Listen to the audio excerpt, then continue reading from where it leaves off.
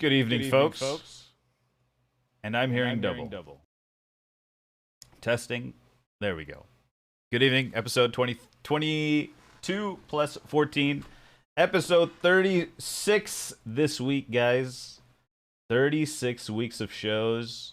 36 new gray hairs, I think. I've grown in this period of time as well. So that's pretty cool. I'm slowly tumbling to my death. As we all are, as we were all destined to. First, joining us on the show is Milothe1st. Milo, welcome in. Oh, hold on. Let's get you. There we go. Milo, welcome in. Good evening. How you doing? I'm good. How are you? Doing good. Got a great show tonight. Also joining us is HoffSpur. HoffSpur, welcome in. How you doing? Hello. And our guest for this evening is the one and only HighlyUnconvinced. Bonsoir, monsieur. Uh, We got a great show tonight, guys. Tons of things to talk about. Guys, if you're also watching, there's a link in chat flipping by. Where is it? It's right here. If you want to hop in, you're welcome to click on the link. You don't need a camera or anything, but you can hop in, say hello. Tell us about this, that, and X, Y, and Z. And yeah, just if you feel like hopping in, feel free to hop in. Start off, how's you guys' week? We're about, what, 3 weeks away from World Cup. Good week this week, Milo? yeah, not too bad at all. I had a great day yesterday. My eldest played the best game of her football career so far. She plays centre back. I think I've mentioned that before, but they ground out a 1-0 victory over the league leaders, and she was Tony Adams out there. It was phenomenal. Young Tony Adams. Everything that came her way, and even stuff that didn't, she just dealt with it, and she, pretty much got man of the match. They don't really do that at kids football, but the coach more or less said it. So. Okay. I was a very proud dad yesterday. Very nice. Hoff, how's your week going, man? Nice Germany kit, by the way. Thank you. I'm trying to loving collect them for the World Cup. Okay. Yeah, not too bad. I can't complain. It's nice that I haven't had to watch any Spurs lately. They just haven't been playing, so it's been good. I learned in the chat earlier that you went to culinary school. How was that? How long ago did you do that? It was 7 years ago. Oh wow, nice. Yeah, I'm like a classically trained chef. Oh, cool. We'll have to we have to get a recipe of the week or something. I don't know. Something. Ooh. We'll have to get Okay. something. Maybe next time. Footy food. Are you like Gordon Ramsay in the kitchen, or? No, but I've worked with people that are like him, and I hate it. Yeah. He's the American version of Gordon Ramsay. Who's the American Gordon Ramsay? Mario Ballet. What's his name? Mario Ballet. No, what's his name? Isn't that a footballer? Mario Batali. Batali. Mario Not Batali. Balotelli. He was just handsy with the women folk. Not to Oh be my confused God. with Balotelli. Oh no, what's his name? Gus Fiera. Or what's his name? Oh no, Guy no. Guy Fieri? Guy No, Fieri. He's not a chef. Don't He's not a besmirch- chef. He's not a don't chef? besmirch Guy Fieri. He's just someone that eats a shitload. He is a chef. He owns a ton of restaurants, and he's a chef as well. Yeah, he's actually a really interesting and amazing guy. Okay. Like he gets a bad rap, but he's actually a really good guy. I've been to a restaurant that he did on Diners, Drive-Ins, and Dives in Michigan. Okay. Called the Wood Shop, the Union Wood Shop, and Okay. it was phenomenal. That's Like, such a great show. Barbecue food. The wood shop. Yeah, it was Okay. amazing. If you're ever in Michigan, check it out because it is. Whew. And the owner's an Arsenal fan. He gave me the guided tour right before he gave me a picture of rum and coke. Oh, come up. Yeah, he's a good dude. That is nice. And Hailey, how was your week, man? It's been a couple of weeks since you've been on the show. How you doing? Good, thanks. Yeah, I mean, it's been Thanksgiving. I've had some family commitments, unfortunately, traveling and all that, but things are good. Things are good, thanks.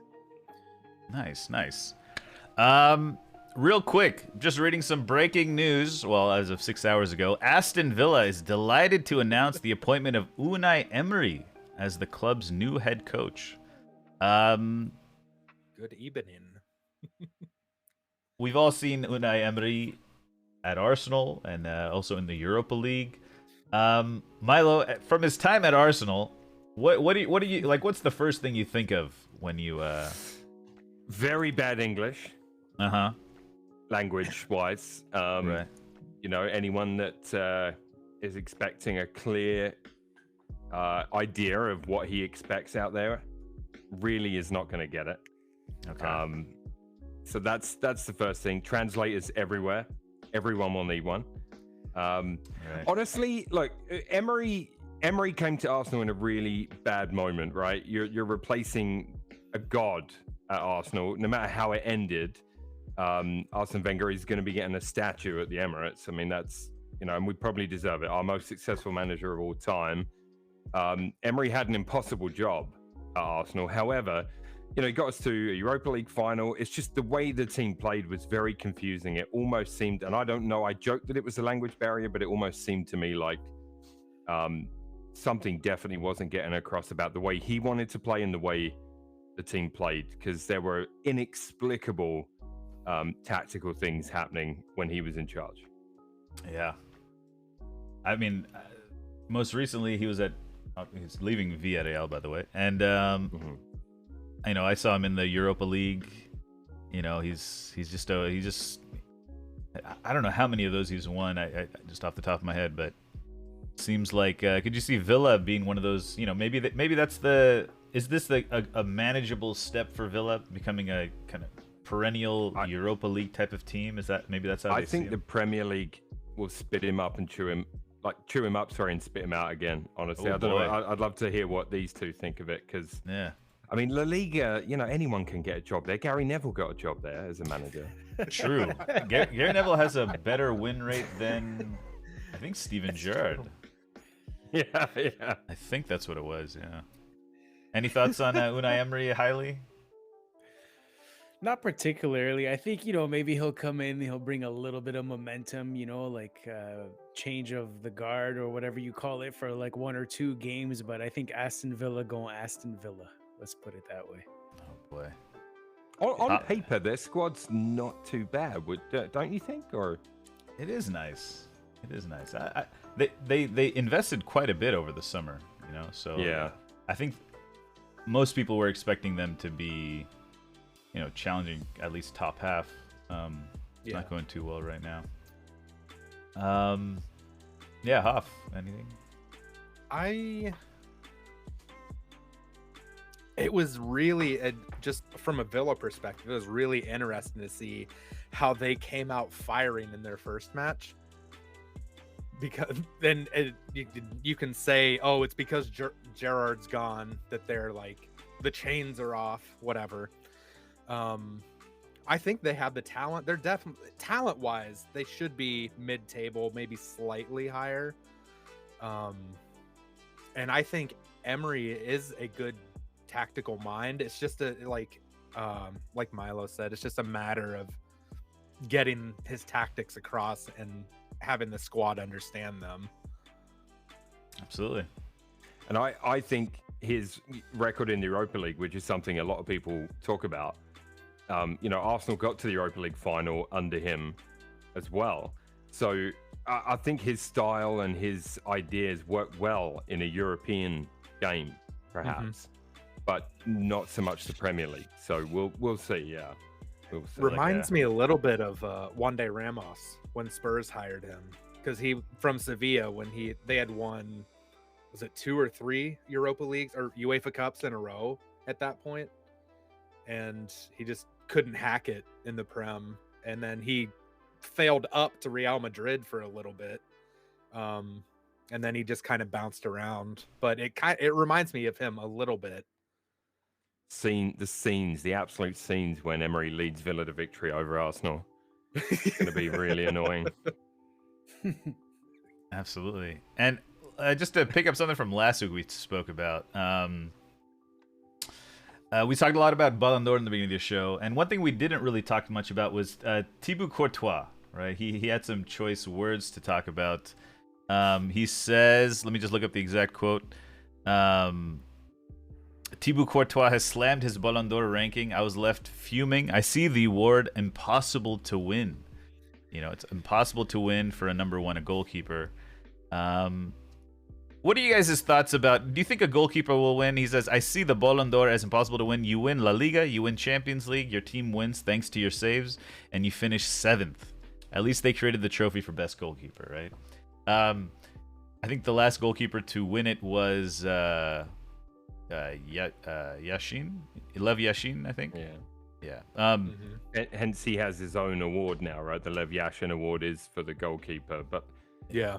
like, yeah.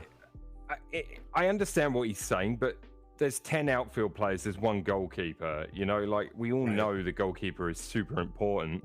They should have their own award, and it should be as valuable as a Ballon d'Or. It should be the Ballon d'Or of goalkeepers. You know, like that's the importance that prize should have. And if it doesn't, I mean, I don't know who's to blame for that, but I don't think it's the Ballon d'Or itself for me. Right. Yeah. Any thoughts, Highly, on what would it take a goalkeeper to win the Ballon d'Or? What do you think it would take? I can't answer that because I just don't really see it happening in the near future, you know. And coming from someone like Courtois chose the Champions League final to play literally the best game of his career, right? Like arguably. So like I get it. It's good to be confident, and you know, goalkeepers are cut from a different cloth, right? If anybody has ever had to deal with a goalkeeper, you'll know they're in a bit of a world of their own, and that's the same in hockey, it's the same in football and whatever. So for him to say I don't mind a little arrogance, I find that misplaced arrogance. Real Madrid don't need a superstar goalkeeper. They did that day, but they don't generally, like, Cart could stand in goal and they would kill it. You know what I mean? Like, that's right. So I mean, they're too good. Like, it begs the question: like, is the Ballon d'Or a matter of individual accolades or what you bring to the team? Right? I guess it kind of stirs up that debate, but I don't really agree with that sort of sense of entitlement by Courtois. Like, give it a rest, man. I think it brings up the question of, you know, what they say, a game-winning save, right? You know, a game-winning save. The idea of that, you always hear that, you know, and it's just, you know, you're defending your goal and you're trying to score in the other goal. These are the extremes. The action that happens in those two areas is what, I mean, technically decides the game, right? And Courtois did have some big saves, you know, some pretty big saves. Fabio Cannavaro won it as a defender, right? Is it going to take just like Mbappe to have a bad year? Now, I'm just talking now in the future. Like Mbappe have a bad year, you know, Haaland have a bad year, you know, no other players, you know, like Salah not have a great year type of thing, or like, is that what it's going to take? All the time Granit Xhaka is around from now on, it's going to be hard for anyone else to win it. He's playing very well. He is playing very well. Have you heard what I've started calling him, by the way? I think I've heard it. I haven't. GD. Yeah, what is it? Granit de Xhaka. So Granit like de Kevin De Xhaka. Bruyne. He's yeah. So it's GDX is what we're calling him now. That's good. Yeah. GDX. GDX, Has a nice rhyme to it, you know. Yeah. Sorry, I totally derailed the Ballon d'Or conversation there. My bad. He'll be in there, I think. You know, if he continues his season as it's going. You know, as it's going. GDX. Is that an airport? That's an airport. Yeah, it probably is an airport. Could be. Oh, that's PDX. PDX. That's Portland.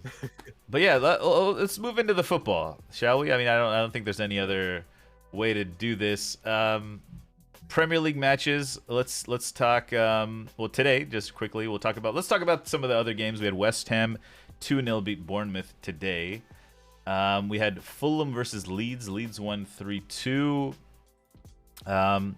Early game of the weekend was Nottingham versus Liverpool. A 1-0 to Nottingham. I believe the goal scorer Awoniyi was a Liverpool employee.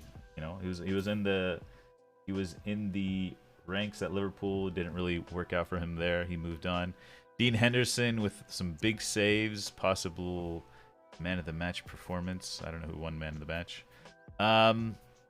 We don't have a Liverpool representative to speak on the behalf of Liverpool this week, but I did get a chance to talk to Mordecai briefly before the show, and he says Liverpool were terrible in creating chances from the midfield, and we never looked like scoring. Getting done on the counter is because either Fabinho's legs are done or he's tired from last season. Either way, we might need a new starting defensive mid. The injury to Darwin and Thiago hurt us a lot in the game. Top 4 looks like it's slipping away, but we will probably progress in the Champions League on Tuesday, only because Rangers and Ajax are terrible. Those are his thoughts on the match. So he's talking about that midfield and its legs. If you look at their lineup, yeah, Fabinho's legs is one thing. The other thing is the other 3 midfielders are really young, right? Elliott, Jones, Carvalho. Yep. That started the game. So their squad, and then you've got Firmino and Salah, very experienced ahead of them. VVD, right, Gomez is younger as well, but you've got Milner, VVD, and Robertson in defense. So experienced defense for the most part, inexperienced midfield, and a tired pair of old legs, if that's what they want to say, and then experienced forwards. They remind me a lot of Arsenal in a transition year recently. You know, like bringing some youngsters into the team, it's going to cost you some results. Unfortunately, the bigger games you might be able to fire your team up for a bit more. But yeah, I think that plays a part. I just think they're in a transition year, and too many injuries as well, like Tim Woods is saying in the chat there. So yeah. Absolutely. What else do we have on Saturday? We had City versus Brighton. Did you guys see that Haaland goal? Did you see that Highly by any chance? No, I missed it actually. It was just this long ball. So Brighton basically played like kind of this man on man football against City, and they just bombed a ball straight up to Haaland. He just powered through everybody, controlled the ball, bullied the defender away, and just put it away. Long route 1 type of football. Ederson assist. Yeah, Ederson has more assists than like. There's a list of like 5 or 6 people combined. But yeah, City looked really good. You know, they're just bumping away. I don't know who's gonna stop them. GDX. All right. Yeah, maybe GDX the answer. He's the hero we've all been looking for. Other Saturday games, real quick. We had a Chelsea versus Manchester United game. Man, this game was boring. It was so bad. I was looking at some of the history between Chelsea and United in the Premier League. Chelsea hasn't beat us in the Premier League, I think, in like the last... Actually, I don't know. Maybe it was at Stamford Bridge, but they haven't beat us in like 6-7 games. It's either been draws or losses for them. But a lot of draws. Last four matchups have all been draws. And this one, there was a Scott McTominay conceded a penalty in like the 80th-ish minute, I want to say. I wish we had that ref. We'll get to that. Yeah, no, we will get. We're gonna get to. I'm trying to get as much out of the way so we could just go crazy on that topic. But then Casemiro comes back with a nice headed goal. Good vibes. Apparently, Ten Hag instructed the fullbacks to just spam cross basically Dalot and Shaw to do that, and we ended up scoring off of one of those from Luke Shaw. Luke Shaw's playing really well. But yeah, I gotta be honest, I fell asleep in like the beginning of the second half. I was just watching the game casually, and like, I don't know, it was just such a... I mean, United were high in possession, and I don't know, it was just kind of like just a very, very dull game. But at those last 10 minutes were very exciting. The goal really opened things up. Did any of you guys catch any of that game by any chance? I don't know. It was Saturday. Highly, any thoughts on the game? Any takeaways? Yeah, boring. Yeah, it was. For sure. You hit the nail on the head. And honestly, Manchester United are lucky to come away with 1 point after that boneheaded play by McTominay. Yeah, I'm starting to have my doubts about a certain player. I have to be honest. Yeah, Anthony. Starting to I'll be honest. I'm starting to think he might be slightly overrated, right? Like he just strikes me as a bit of like a one-trick pony.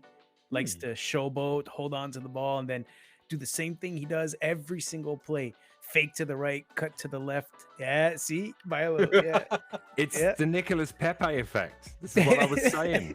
Yeah, no kidding.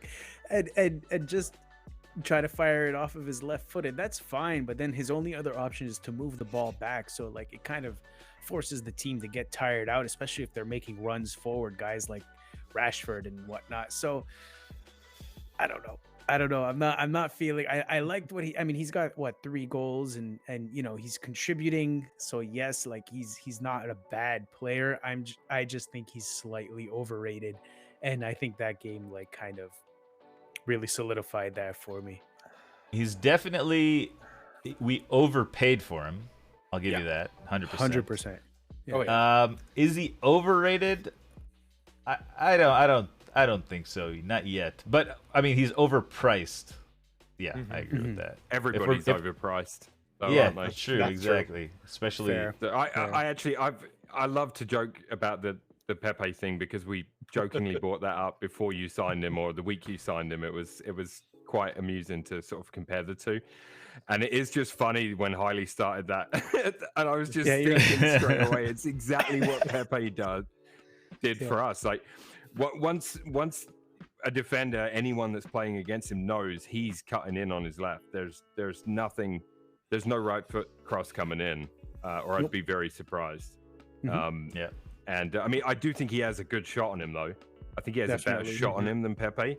So it might be more. It might work a bit more. Will it be as effective as Arjen Robben's? Probably not. Hey man, I'm not. Okay. This is what I'm gonna say about Anthony. He's a 60 to 70 pound player or whatever, Euro player. I'm not sure what the translation is. He's not. We're not signing him like the next, Mbappe or anything. He's a right wing specialist. He is highly left footed, but he can play on his right side. We just haven't seen it yet as much. I think he's got it in him because right now he's just conditioning, to play the left, and that's fine. And the way he combines with people is really good too. I think it's that high level technical player, right? It's almost like how Pep Guardiola signs players. They're kind of. I bet if you put a lot of these players in other styles of teams, they wouldn't shine as much. But these high technical players, these wingers, right? Rashford isn't that type of winger, right? Sancho is more that type of winger. I was trying to think about how Ten Hag can improve the squad, and I think it might be in the wing position. More technically gifted players on the wings. I think also in midfield. I think there is room for a more technically gifted player in midfield and in attack. Maybe Donny van de Beek will turn out to be that number 8. For those more technical, technique-driven games. But that's the only. Like I was trying to think, like how does this team improve? And I think you're just looking at more Ten Hag identity style players, and Anthony is one of those. Lisandro Martinez is one of those. Christian Eriksen is one of those. Jurrien Timber, who's rumored to come in January, is one of those. Instead of Wan-Bissaka.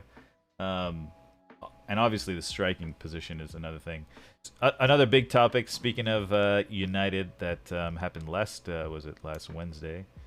Cristiano Ronaldo refused to come on as a substitute. A lot of Ronaldo fans don't realize that part of the story. They just think he walked off because he wasn't being played or something.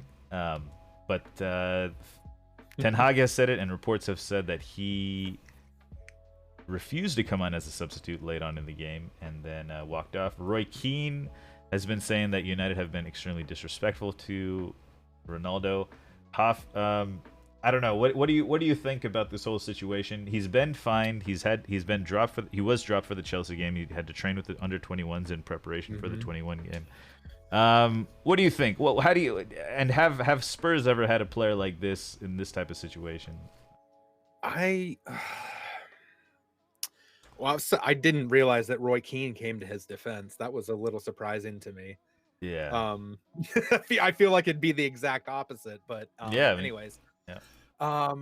It was weird because I was watching the game and then all of a sudden the camera like goes to the tunnel. I'm like, what? They're in stoppage time. Why are we going to the tunnel? And they'd show Ronaldo walking off. I'm like, oh, I hope he doesn't like he was walking, so obviously he's not injured or anything. So I was like, that was weird. And then they started talking about it and all the speculation, all that.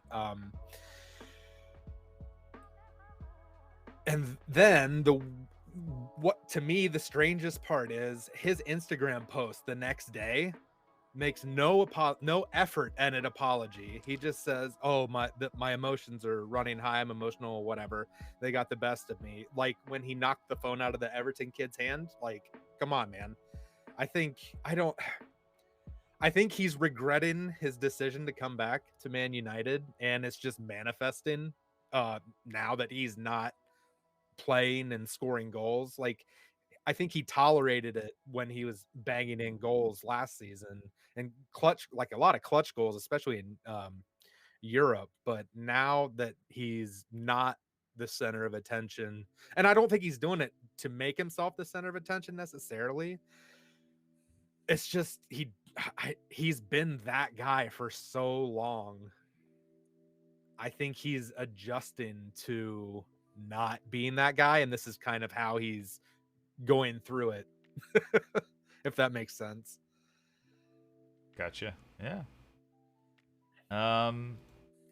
Highly, how would you handle Ronaldo? What do you think he should do?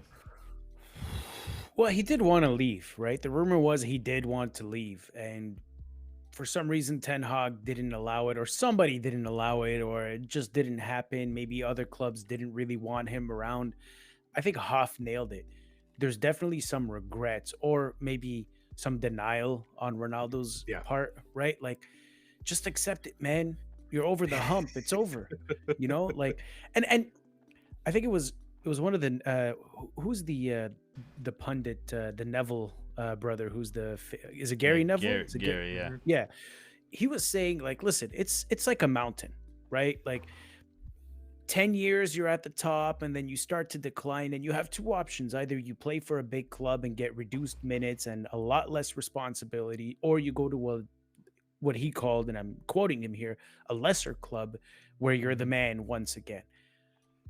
Look, you saw it, and I think we talked about this a few weeks ago as well. Like, we could see that he's a step behind, that he doesn't have that same killer instinct that he once did, that he is, you know, if someone crosses the ball to him, he's missing it because the ball is too far ahead of him. He can't keep up anymore. It is what it is. He's listen, he's, in my opinion, the greatest striker of all time. Some would disagree, right? In my opinion, the greatest striker of all time. He's blessed football fans like us for how long now? Listen, man, it's just it's time for him to accept that it's over. That's it. Okay. Milo, does this remind you of a certain Aubameyang? Yeah, I mean, maybe not Aubameyang. I think Mesut Ozil had a more similar ending at Arsenal than perhaps CR7. But you know, for me, I agree with you guys. Like it's over. Like we're at the end. So I just think if you put yourself in his shoes, you go back to United. It's a big deal. He did score a lot of goals last year.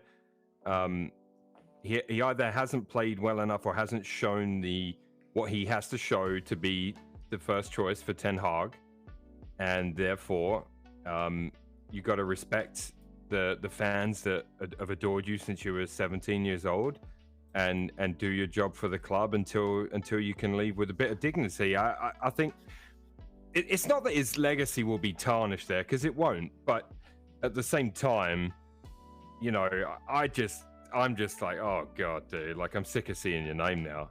Like I don't know, like For all the wrong reasons too. for all the wrong reasons. Right, Yeah, and right. I mean, I was always more of a Messi than a CR7 anyway. Sorry, Iran Sports. I know you're in the chat there, and you won't like that, but I just always have been more of a Lionel than a Cristiano. So, and I'm not taking anything away from him. Fabulous player. I hated it when Arsenal played against him. Yeah, it's a shame, but I've moved on from Messi and CR7. I hardly give them a thought, either of them anymore. Like, it's done. Like, it's over. Not for Messi though. Not to sound like a fanboy. He's playing for PSG. It's a farmer's I get league. it. It's just like a plumber's league. I think it's It's worse. a But plumber's yeah. league. Hey, I was a plumber for 20 years. All right? Yeah. Oh, okay. Well, you know what I mean. All right. Respect the plumbers, but you know. Just real Hoff quick, wanted to say something. what Yeah. you said there, Milo, about him hearing his name in the news for the wrong reasons. Just what, a week, 10 days before he scored his 700th goal, Yeah. and then not even like within the same, like a couple news cycles, I guess, like he's doing this and no one is talking about like his greatness anymore. Like he's doing it to his own legacy, and it's kind of sad a little bit. Like, I understand why he's doing it, but I don't know, man. People it's won't weird. remember, you know, the end anyway. When highlight reels are Yeah, shown that's of true. him and all that stuff, it's going to be phenomenal football, Mhm. phenomenal goals, phenomenal skills. Leadership. too. Just like every other player. Like, no one, I mean, not many people would think, oh, Gascoigne was an alcoholic and you know, absolutely Mhm. ruined his life off the pitch. You think about what a wonderful football player he was. So yeah, I don't think it'll have long-lasting effects, but like, if I'm a Man United fan, I'm like, let's just get this over with as quickly as possible. Yeah, you know, there was talk about, you know, one thing Roy Keane brought up. He said, he said something along the lines of, I knew for a fact that there were 5-6 offers in for Ronaldo and the club rejected them. And he's trying to make that a case for the club disrespecting him. And all I'm going to say about that is, if someone doesn't give you a good offer, it's not your job to accept the offer. Right. You know, so like, I understand Yeah. that offers might have come in for him and there was late dealings for him, but we actually need him for numbers. Like, we actually don't have another striker. Martial's Right, perpetually injured, and then Rashford's having to fill in Yep. at striker. Though Rashford has, in preseason, he told Ten Hag that he wanted to play through the middle. So, you know, there's that. But In a plot twist, I actually picked up CR7 on eFootball with GP, like the base card, and maxed oh, it out. nice. And he's on E form, I think, this week. But like, he was on A form at the time that I did that, and he's bloody annoyingly good. He on that is. game. Yeah, like, In Football Manager, same thing. He's on the United team, the Yeah. United save I'm doing, and it's like, I can't really realistically move him on. He's the best striker on my yeah. team. I don't Yeah. think. I mean, maybe it will in the full release, but in the beta version. I mean, I haven't. I was last addicted to FM in 2018. I'm really enjoying the beta now, but Yeah. like, I don't know that they always get the decline of players correct, or you know what I mean. So yeah. Yeah. Am I the only one who hasn't tried Football Manager, by the way? I saw Hoff was like, yeah. Join us. I can't. Yeah. I'm on the dark side. I'm playing FIFA these days, guys. Yeah, I Give it a started an try. Arsenal save as I created a really bad looking Arsene Wenger knockoff, and I'm playing with his Invincibles 0304 tactics. It's going all right. We beat City at the Etihad last night. I'm very happy about that. Nice. Oh, nice. But yeah, I think that's Ronaldo is super alpha, Messi is beta. All right, Well, let's move on to other games of the weekend. Let's see, what else did we have? We had let's see, Sunday, big game in the morning. Southampton versus Arsenal ended 1-1 away at Southampton's home. Milo, we've yeah. What are your thoughts on the game? What was the performance? How was the performance of the team, etc.? How was it? Okay, so disappointing result. First of all, let's get that. Like, great start, like really great start. There was football being played there that I haven't seen Arsenal play for a long time. If you watch that opening 10 minutes, there was some really fast, exciting, like intricate passing. And Xhaka, GDX, opens the scoring. You know, I'm thinking, all right, this is good. Southampton away has been a tricky game for Arsenal for the last couple of years. This is a great start. On we go. And you're thinking, I honestly do believe if we got that second goal anywhere in the next 15, 20 minutes, we'd have won the game comfortably. But unbelievably, we end up having to talk about the refs. And I'll talk about Jesus missing a couple of one-on-ones and, you know, put the refs aside for a minute. The annoying thing is we had the chances to win the game and we didn't take them. You can't.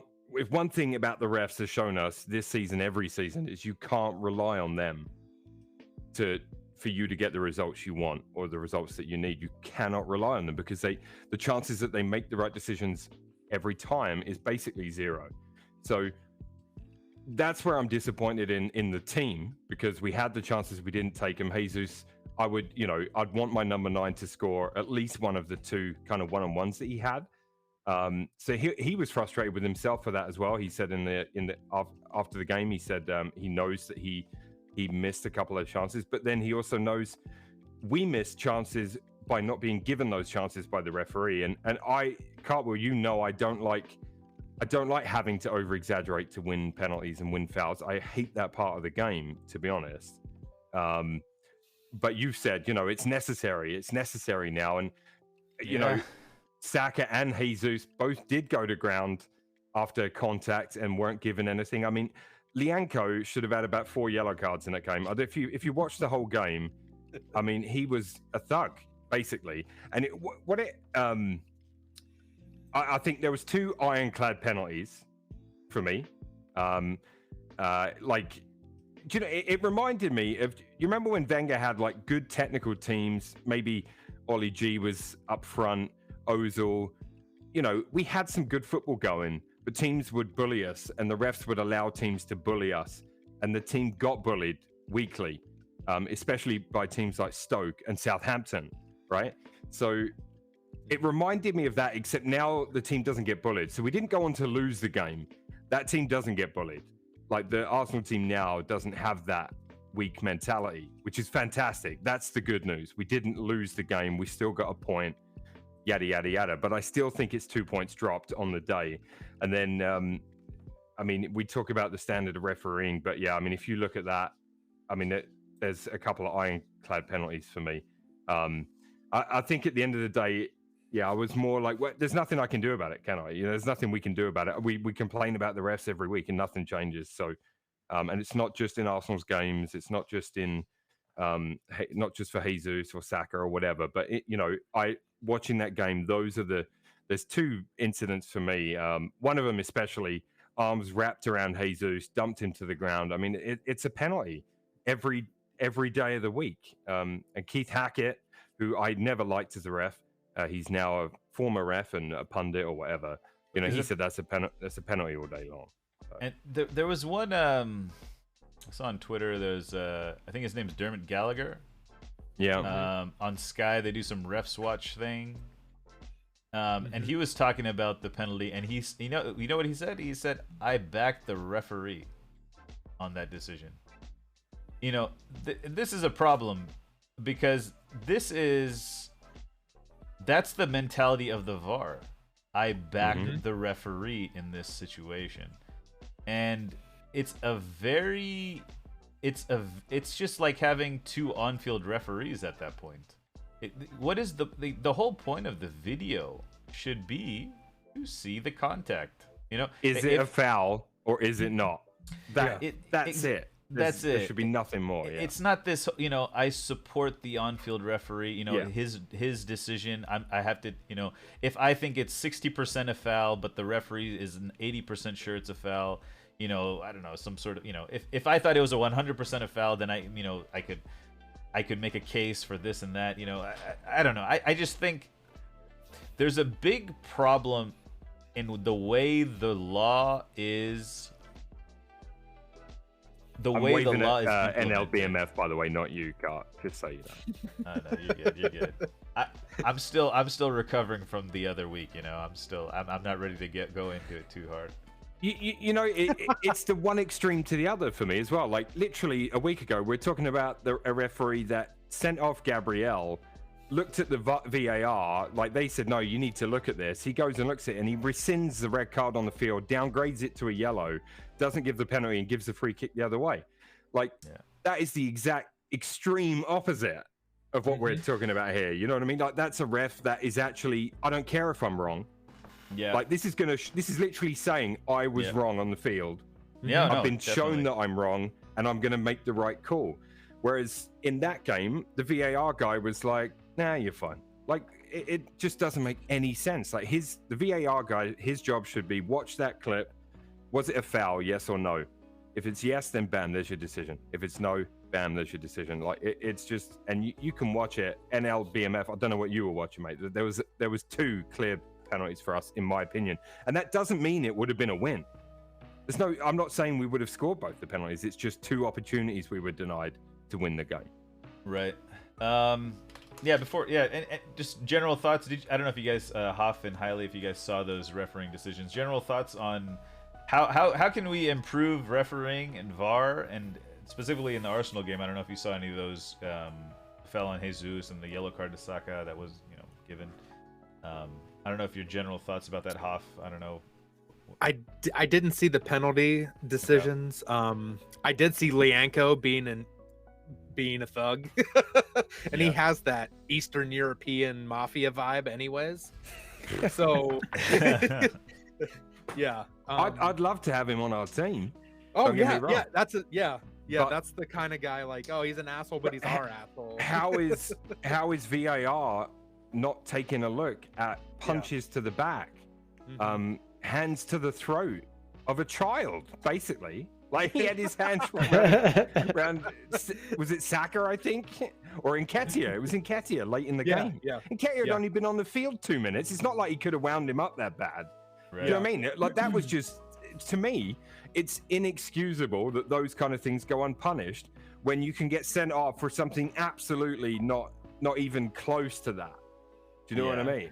Like, it's to me it's like it's a trajectory of right. Maybe 10 years ago, obviously without VAR, you see those things go uncalled all the time, But the whole idea of VAR, in my personal perspective, is you're allowed, you have the tools necessary to call a tight game now. You have the tools necessary to make those, millimeter-ish calls, inches, a call that maybe, did he get to the ball first or did the player get caught first?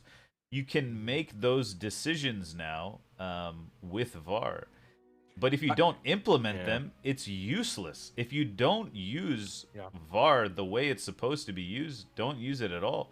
But if you're going to have it, I think you just call a tight game, because this is what happens. Like for example, just speaking of VAR with McTominay, Gabriel Jesus gets pulled down. I don't know who it was. Bellet.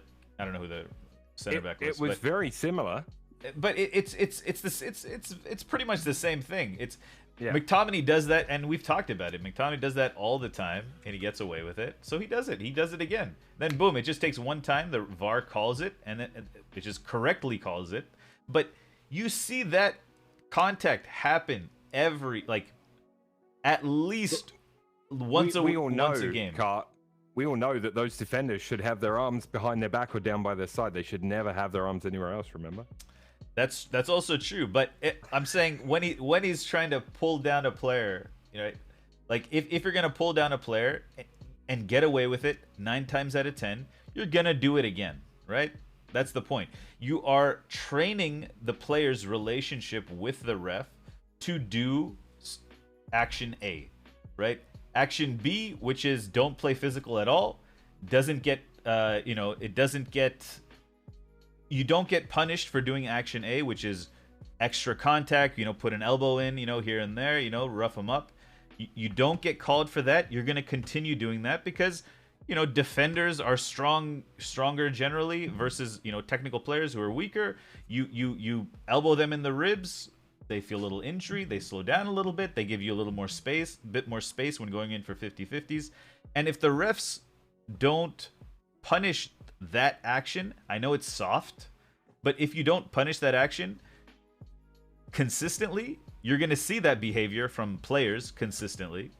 And then once in a while when they decide to call it, like they did against McTominay, it pisses everybody off because like, well, at least, or like when it goes uncalled versus Gabriel Jesus, it pisses everybody off. And then when it gets called against McTominay, it pisses everybody off because they haven't been consistent with their calls. And I know consistency is like, people always talk about consistency, but you just call it strict. I know it's not fun. Like in basketball, you talk about 90s basketball and 2000s and 2010s. Michael Jordan's like, oh, I'd be the leading scorer every year now because you see all these guys getting calls, blah, blah, blah. Like I'd easily outscore LeBron and James Harden or whatever because they get calls for everything now, You just go in, pump fake and then just kind of jump into them and foul, and this is the same transition that football needs to undergo. Is it has to modernize slowly, and it's gonna piss off a lot of people. It really is, but it's and honestly, I don't know if the English, fans and stuff like that will allow it to happen because they'll be like, game's gone, blah blah blah. But this is the only way to get a consistent type of product on the field. I think there was a statistic about Premier League refs versus Serie A refs versus La Liga refs. La Liga refs and Serie A refs have shown like double the amount of red cards with VAR, right? Premier League refs barely any red cards, I think it speaks to the style of the game and the speed of the game, which is why it's so much harder to give red cards in England because it's so much more end-to-end type of stuff. But I know I've been saying it for at least a year now, but you just got to call it strict. That's how you fix the problem, in my opinion. Because then Gabriel Jesus gets called, McTominay gets called, Maguire against Arsenal last year gets called, right, against Antamiyasu when he pulled him down. Does he, though? That's my question. He should. They all should. They all should get it. But that ref and that VAR ref at the weekend didn't think that was a foul.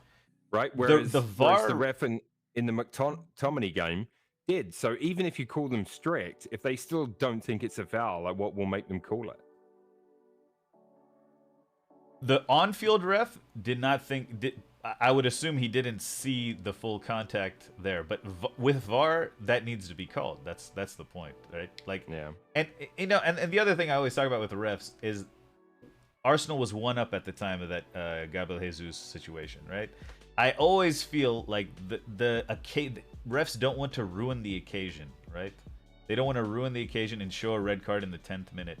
And I know it's in Spain just a couple last weekend there was a 23rd minute red card, second yellow, boom, he's off. This type of thing has to happen more often because players are getting accustomed to getting away with stuff when they like at 1-0 up, the chances of Arsenal being called for a penalty lower than at 0-0 or 1-0 down, in my opinion, right? The ref doesn't want to mess with the game. That has to be removed from the game. You just call it strict. Exactly. No, I agree with you on that point because Jesus said in a post-game interview that the ref said to him, well, you should have made more of it, and I probably would have called a penalty. But that is the fact that if the ref said that, I never heard it, I didn't see it, you know what I mean, blah blah blah. If the referee said that, he should never referee another Premier League game because that's not his job. His job isn't to decide whether or not the contact or the way the player went down is exaggerated enough. His job is to decide, was it a foul or not? And he has a video monitor he can go look at to, if he wasn't sure, you know what I mean? Or and if he wanted to check how exaggerated the call, he could have gone and looked at that too. Like, it's just so dumb. But anyway, like I said during my first bit, because of the standard of officiating is so bad, you can't rely on it. So we only have ourselves to blame for dropping points in the bigger picture. Yeah, I'm disappointed we dropped points, and I think we were denied a couple of extra opportunities to score a goal. Doesn't mean that would have been one, but like that's all. Instead of, let's say the penalties are shots on target, instead of 22, we have 19 or whatever. You know what I'm saying? Yeah, Like, absolutely. That's my takeaway from that particular game. But like the referees thing is, I mean, it's every week, man. Like I don't know. Yeah. Highly, do you have any thoughts on what do we do with the refs and all this stuff? I have a few. So number one, with regards to Arsenal, I'll say this. You know, they're not always going to play a perfect game, and I'm pretty sure they'll bounce back. Number two, plus they didn't lose, like you said. With regards to refereeing, if you look at all, because you brought up a really good point. You mentioned the NBA. Well, let's look at also the NHL. Let's look at the NFL, right? Strangely, a lot of North American sports, right, are trying to move away from the grit, the physicality, that kind of stuff. They're trying to protect their players. I put it in air quotes because it's not always the case, right? We can get into CTE and concussions another time, but that's a whole different can of worms to open. But as they move away from the physicality or the more violent aspect of the sport, including in football, right? In football, I'm talking like soccer. They're trying to make the game more appealing, more goals, more finesse, more skill oriented, more technically oriented, and that kind of stuff. And VAR, I think, in part has something to do with that. And you have video reviews in the NHL, and you have it in the NFL, and you have it a little all over the place, and no one is really happy with it. It slows down the game, surprisingly, right? And I just don't see how, because I don't think any league has gotten it right so far. I don't see how you're going to be able to fix it. So call me cynical or a pessimist. I just don't see it happening. And the last thing I'll say with regards to referees and how the video assistant backed him, there's also a certain level of credibility that you want the referee to have, right? Because he is in control of the game to a certain extent, and you can't take his credibility away from him. It's okay to admit a mistake once, maybe twice, but all the time, and then all of a sudden players aren't taking you very seriously, especially in football where they're very, very whiny, right? Like they complain all the time. They're always in the referee's face, regardless of whether it's the right call or the wrong call. So to a certain extent, it's also a matter of protecting the referee as well. Those are my thoughts. Ah, great points. Hoff, yeah. I just had an idea while we were discussing this. What if, and I don't know if it solves it, I'm still formulating it. What if the VAR refs are not ever on-field refs? Because these guys are doing games on Saturday, VAR on Sunday, vice versa. These are like on-field refs that are the VAR refs. If I'm a VAR ref, I'm probably instructed not to, but I'm sure I'm thinking, I'll say, I can't even think of a ref's name off the top. If Mike Dean, Mike Dean's retired. Bad example. Anyways, referee A is a VAR ref, and referee B is on field for his game, and he's thinking, if I tell him, like, if I call him over to look at the screen for the third time this game, is he gonna screw me over when he has my game as a VAR? I mean, it's got to be in your mind at least a little bit.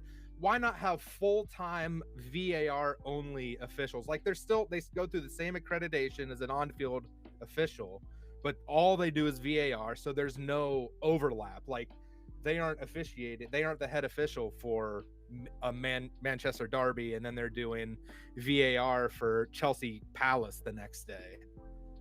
I Kinda like- think, yeah. Hoff, you're on board with my previous VAR jury duty I didn't idea. want to bring it up, but you're right. You know, like it's a Civil little. service. I mean, this is more of a professional thing, so you're not just pulling out random John Doe. Like, oh, you're watching this game this week. Like, oh no. you have to declare your allegiance on the way in, and you do not get to VAR that game. And yeah, Yeah, I mean, or their rivals. Obviously, I couldn't VAR a Tottenham game, for example. Mm-hmm. yeah, I think the title of this stream is third team on the pitch or something.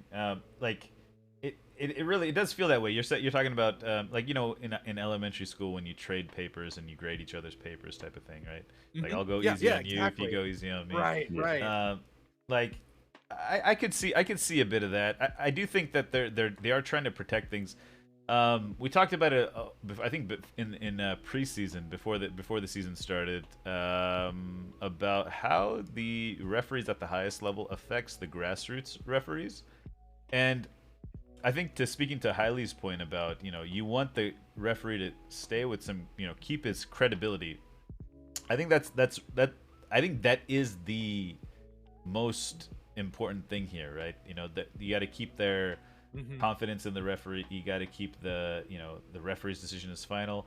I thought it was really interesting that Dermot Gallagher on that Refs Watch thing said, "I backed the referee." The way he said it, it felt so like muscle memory, you know, just like this is what they're trained to do, is back the referee's Kind of decision. tribal. Yeah. It is. Yeah. So He was never a good tough ref one. anyway. That's true. He wasn't. But like, the thing is, you know, I feel like it's gonna be it's a stylistic thing, you know. I really do believe that. I think, you know, Serie A a little more technical, Spanish league a little more technical, a lot easier to, you know, when you see physical play, to call it, you know, unruly physical play. I grew up with that style of play, right? Yeah. Like Lianco's antics when I was younger would not really have caused me to have that kind of reaction. But the problem is my team has been on the receiving end of decisions for a lot less. Right. That have cost us points and cost us games and maybe cost us place in the Champions League, for example. Right. So now I have to be like, well, I need you to referee our game like you would anyone else, because I need, you know, we want that same opportunity to get a result. Yeah. That's I was just thinking on Highly's point about the North American leagues kind of, I guess, cracking down, for lack of a better term. There have never been more skilled players than there are now, like in terms of quantity, not necessarily quality, because some of the greatest ever have played before now, but in terms of just the number of high technical ability players has never been higher. And that just building on Cartwheel's point, like, I want to see those guys play. I don't want to see these guys get their ankles kicked every time they nutmeg someone or do a step over or try to make a nice through ball pass, or I don't know. I feel like I agree with you. Accenting those skillful players is, I think it would help. There's a place in the game, and I feel like there will always be a place in the game for a tactical foul, for a hard number 6 to come in or start and set the tone, like, you're not coming through this midfield. But I think the time for the number 6 being the controlling a game, and his goal is to come in and physically take a guy out of a game illegally. I don't think that's I think that time has passed, and I think refereeing needs to catch up to that. Yeah. Well, you saw that. Yeah. You saw that in the NHL, right? Like I know Yep. this isn't about the NHL, but what happened to fourth line grinders? Yep. They're a thing of the Enforcers are past. Gone. Yeah. Exactly, and that's not necessarily the worst thing. So Mhm. perhaps your Hoff's Yeah. onto something here. Yeah, and I think it's definitely a point of tension because whenever I see those type of players come on, I love it. Like it's just because that's I saw more of it growing up, and then I saw those Yep. style of those physical players, and whenever you see it, it's kind of like makes you feel a little like The best players have always risen to the top. So even back then, those players that you referred to, they stood out because they were able to dance around that kind of physicality and still show that beautiful, skillful side of the game. That's Right. true. So like I'd be fine if every game was reffed like Arsenal Southampton was this weekend for the rest of the season. right, But what I don't want is one game to be reffed like it was, and then the next game to be reffed exactly. completely differly. That Exactly.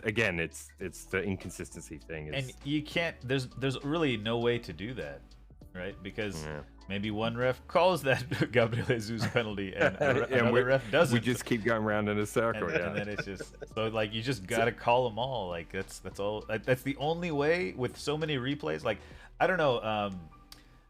In the 90s, I mean, I'm trying to think. Before YouTube, right, or before the internet, Sports Center would maybe play some highlights from a basketball game, and then you never see those highlights again. Like you'd see maybe a foul or like Charles Barkley. Well, that one we see a lot, but like Charles Barkley punching a guy. I'm just talking about my experience with watching replays that happened from like the weekend or the weekday, the next day, right? So you saw those things, or like you saw, I don't know, just the little glimpses. NHL fights, like The NHL every day. fights. Like every game had 2, 3, 4, 5 fights in it. And it's like now with all the replays and stuff, do you really want to sell a product that is allowing Lianco to do what he's doing, and defenders to see what they did to Gabriel Jesus and not get fouled? I mean, I don't think any smart center back is seeing that and being like, okay, I can get away with that next time. It was just a very the brawl at the Palace, exactly. Yeah. Ron Artest doing his thing.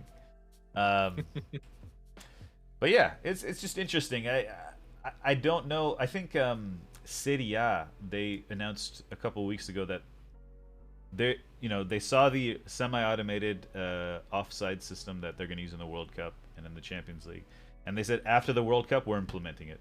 This season, boom, we're doing it. It's just this type of quick action.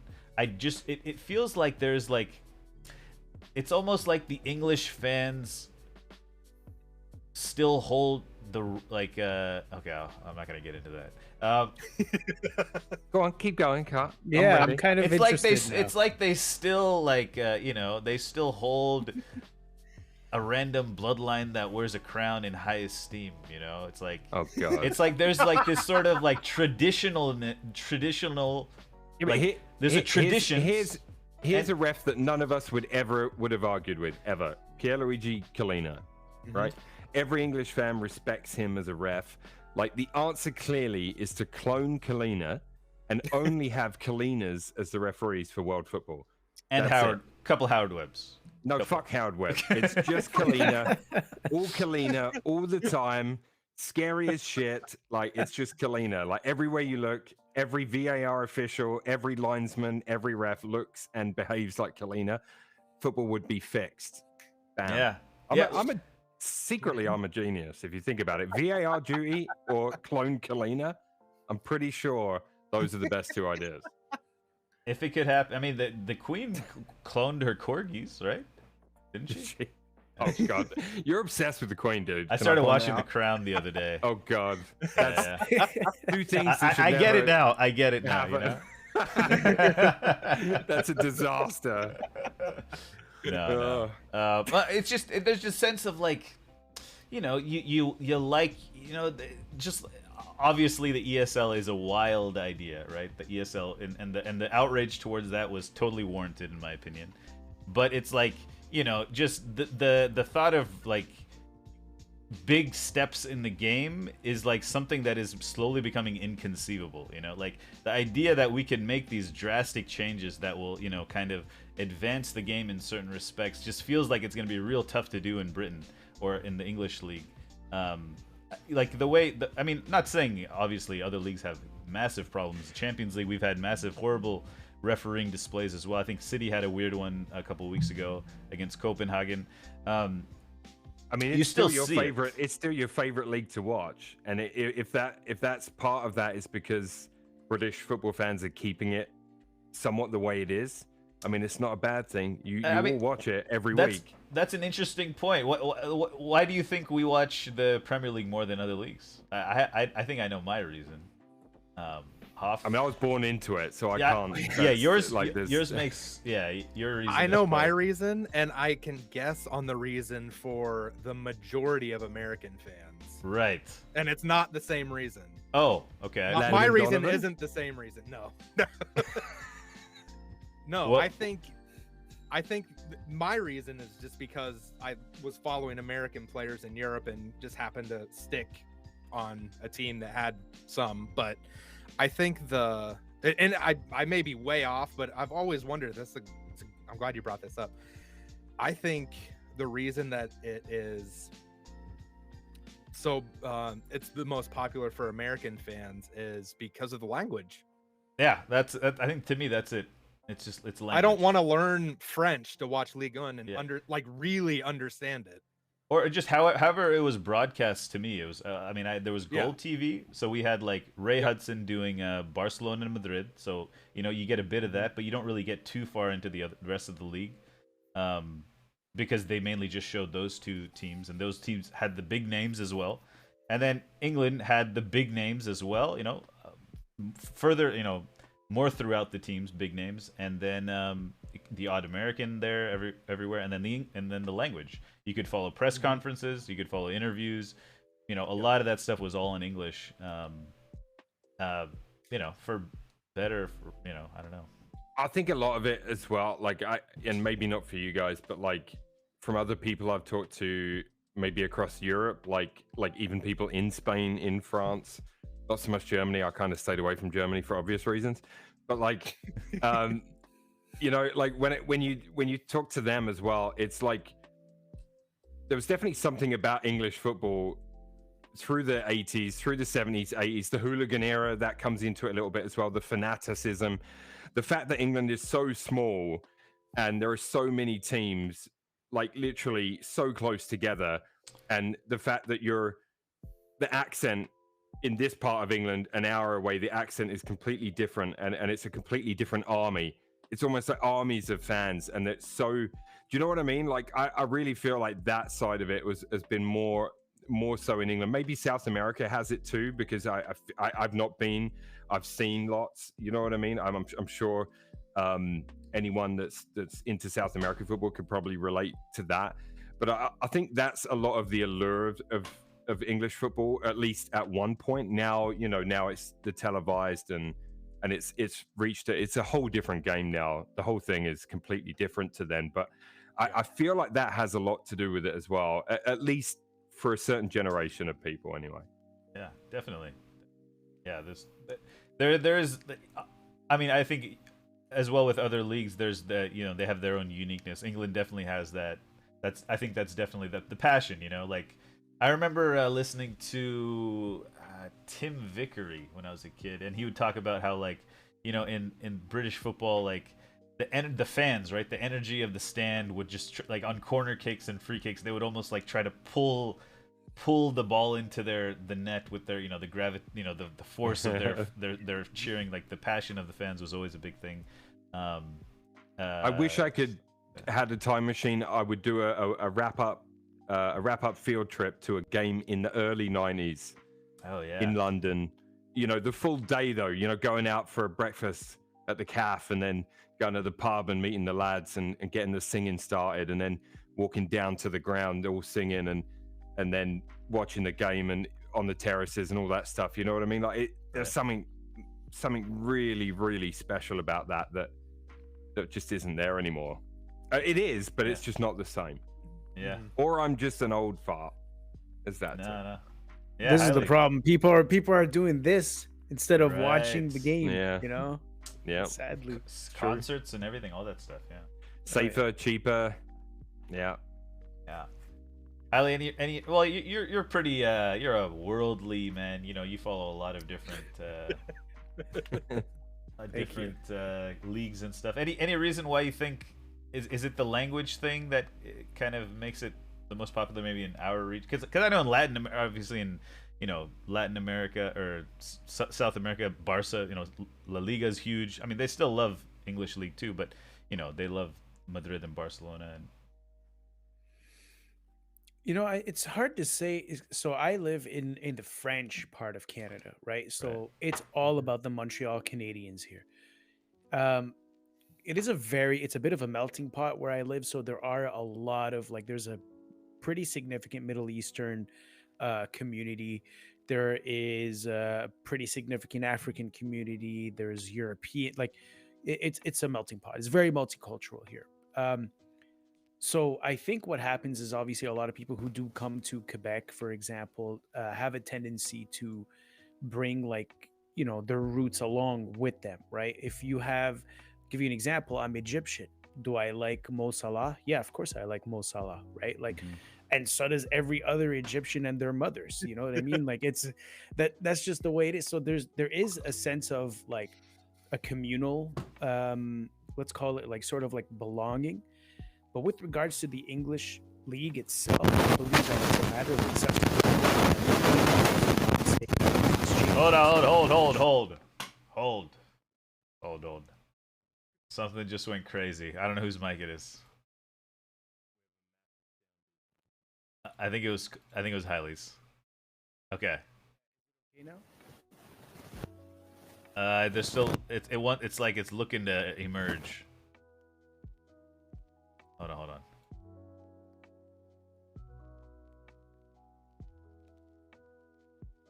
Oh, you haven't muted. How about now? Is it okay? It's okay right now. I'll have the mute button ready in case it happens again. Yeah, that's weird. Sorry about that. Not entirely sure what happened there. All good. Where was I? I was talking about accessibility. Accessibility of the English league it was what was most broadcast here in Canada. That's for sure, on TSN and on the French equivalent, which is called RDS. So, I think language is number one, because English obviously is, I believe, the most spoken language across the world. It's the universal language. And then I think it's still that way. And accessibility. I mean, for some reason, the Premier League took it upon themselves for decades to broadcast, to sell their rights to anybody who would take it, basically, right? So, yeah. Interesting stuff. Moving on. Let's keep it moving. We got a little bit of time here.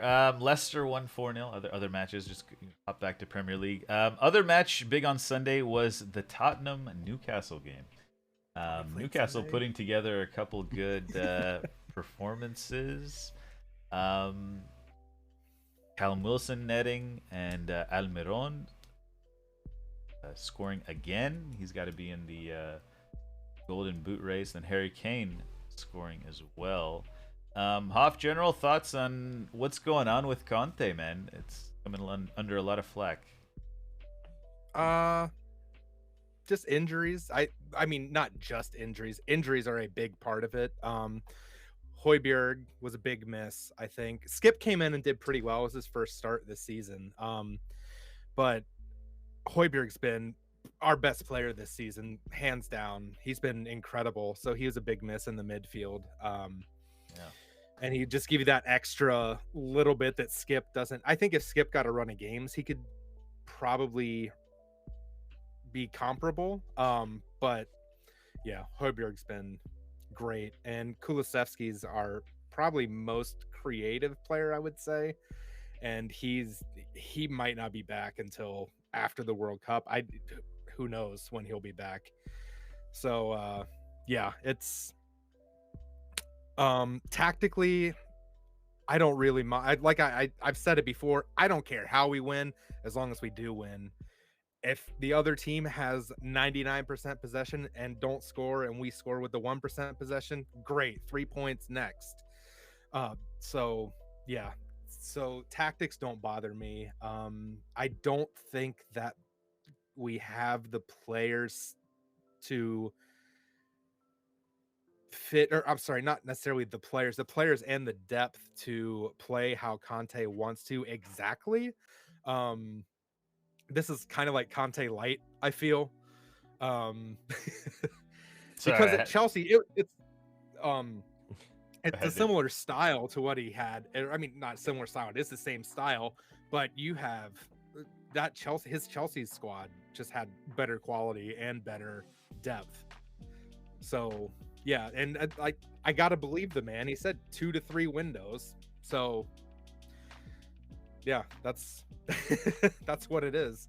Do you think that because you guys started so well, right? You guys started the season so well that it's almost like, okay, we can win. You know, it feels good, it tastes good, and it's almost like that thing where it's like, because you started so well, it's left a good taste in your mouth. And despite you're still playing the similar way, but it seems like teams might be on, figuring it out a little bit, that it could kind of, it could come back to bite you a little bit. The fact that Arsenal game dented the confidence, I think, as well. Yeah, it's just the system. It's so hard. Like, it's so hard to watch Tottenham play this way. Like, and I know, changing the manager and all that stuff's not going to do a whole lot, but like, you get, I don't know, it's just tough. It's tough. Like, we had it with a bit like with, I mean, maybe not quite as negative, but with Louis van Gaal, we had, and even Jose, it was, they were great managers, but it didn't fit the club's philosophy, and the fan base slowly but surely turned on them, turned on that style, and it became a little too negative. And obviously Jose being Jose, Conte seems to have been like, he's not doing anything crazy like me type of thing. He's not doing that yet. But what would you, is there any sense among Tottenham fans of the football you guys want to play, or like is there like a sense of, is it pretty universal? I mean, obviously it's not universal that everyone's okay with defensive negative football, but like, is there any part of you that wants the style of play to improve at some point? I would expect whenever, and I don't know like where that point is, but whenever Conte has the players he wants, that's when I would expect it to be like peak free. It'll probably never be free flowing, but it'll be more exciting to watch, I guess. That's what I would expect. Right. Oh yeah, and I just love it's the media now, because was it Thursday, Friday of last week? It was, Conte, Spurs are offering Conte an extension, and they're gonna give him 200 million to spend over the next 2 windows. And then today, Son is gonna leave. Like, okay, right. Because 200 million. Yeah. Right. Okay. What do you think about like? Would it be like midfielders he'd be looking to sign, or like sort of? What? I don't know. Like in Chelsea, he played pretty similar setup, right? Or did he 3-4-3? It would, yeah. It kind of just based on squad health and stuff. Yeah. Right. But I think left back, I think left back is okay, or left wing back, whatever you want to call it. I think a right wing back, maybe. I don't know. Doherty's done pretty well, honestly, given his early struggles. I think he's played pretty well in that position. Midfield, it seems, I don't know if it's just Paratici, but they seem to want Weston McKennie a lot, which I would be ecstatic with. I don't know if he replaces Bentancur. I don't know if Bentancur has been Bendiker's been pretty good. I feel like we need a creative attacking midfielder because Bentancur and Højbjerg's gotten a little more license to go forward and be more box to box because his first under Mourinho, he was like, "Oh, you're just gonna sit in front of the center backs and be a defensive midfielder." But now he's got more license to go forward, and he's, like I said, he's played the best he's played for us this season. But I don't quite think he has that creative. Like, I think Eriksen would have been perfect, especially on a free. But that creativity that Eriksen has is just next level, and there are very few players in the world with that. But yeah, I think that would be a midfielder, at least a creative midfielder, and I don't know, maybe a winger. I think Lucas is on the backside of his career now. I don't think he came on against Newcastle and nothing happened. Yeah, well, it's speaking of Newcastle, they with that win they hop into 4th place, and it's this is the perfect trajectory if you're the new Saudi owners. I'm pretty sure that Champions League for them would be probably a year ahead of schedule. I'd guess. I don't know. Who knows what they'll do in January? Maybe they'll now January is going to be interesting. We talked about it in preseason because of the World Cup. The way that the window's this summer window is affected by the World Cup is going to change a lot of things in winter, and if anybody can disrupt things in the winter transfer window, it's going to be Newcastle, right? Any prospects, these other Chelsea, United, Tottenham, even Arsenal and City, Liverpool, like any of our targets that they kind of want to kind of affect those deals, that they'll be able to, I think. If they choose to, which will be interesting to see. But the slightly scary thing about Newcastle is they're playing really good right now. They have barely spent anything. Yeah. Like right. They and we all know like the reserves that they have that are just like waiting to be spent, and they haven't needed. What was Bruno, the most expensive guy that they've gotten in so far? I think. And the thing is, they're in a really good place because the financial fair play looks at last couple seasons, and in that situation, as far as that goes, they are like in the clear to spend big over the next couple windows, which will be which will be interesting to see. I think they'll probably be quite successful with it too, because it's a really good stadium to play at. The fan base is extremely passionate as well. Yeah. It's I think I said to you guys a couple of weeks ago, like I'm not even mad, because I will be if it's like 10 years down the line and they're still doing it. But I feel like their fans deserve, they deserve something good. They've been up and down a few times, to the championship. I worked with the Geordie for 4 years straight back in England. We worked very closely together, so I had to see how depressed he was when they got relegated a couple of times. So, they deserve something good. Yeah. And I would say the same for Tottenham. Sorry to cart. Go ahead. Yeah. Listen, they lost, what is it, 3 out of their last 5, and they're still in 3rd place. That's pretty decent of Tottenham. I just don't think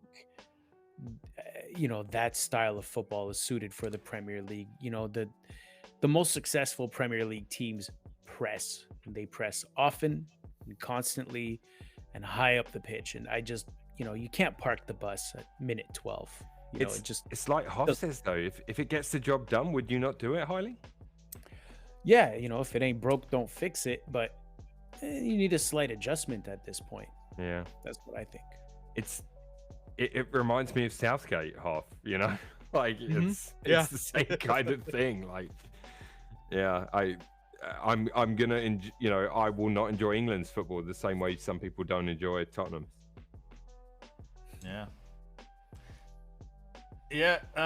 What other games we had? We had Villa 4, Brentford 0. Villa free of the shackles of Gerrard. 3-0 under 14 minutes. Danny Ings double, Leon Bailey, Ollie Watkins adds a 4th. Yeah, it'll be interesting to see what happens with Villa. Should we talk a little bit about the continent? Sure. On the continent things. Yeah, do you want to start off with a little Bundesliga, Hoff? What happened Sure, in it Bundesliga? is very little. It wasn't, at least the matches I watched. I must have just been poor at picking them this weekend, but it just wasn't as exciting this weekend. Maybe I was upset because Bayern just dominated Hoffenheim. They won 2-0, but it could have been worse. Because normally Hoffenheim, the past few seasons, have kind of been a little bit of a bogey for Bayern at home. So Bayern move up to second, and there's a point behind Union because Union lost to bottom team Bochum. Bochum's got a couple results this year that have been surprising. That's one of them. Definitely would have expected Union to beat them. So they're still in first, a point ahead of Bayern. So Bayern's resurgence a little bit is on track. Gio Reyna scored in his return to Dortmund, and they hammered Stuttgart 5-0. Yeah, that was just Stuttgart are not playing well at the moment.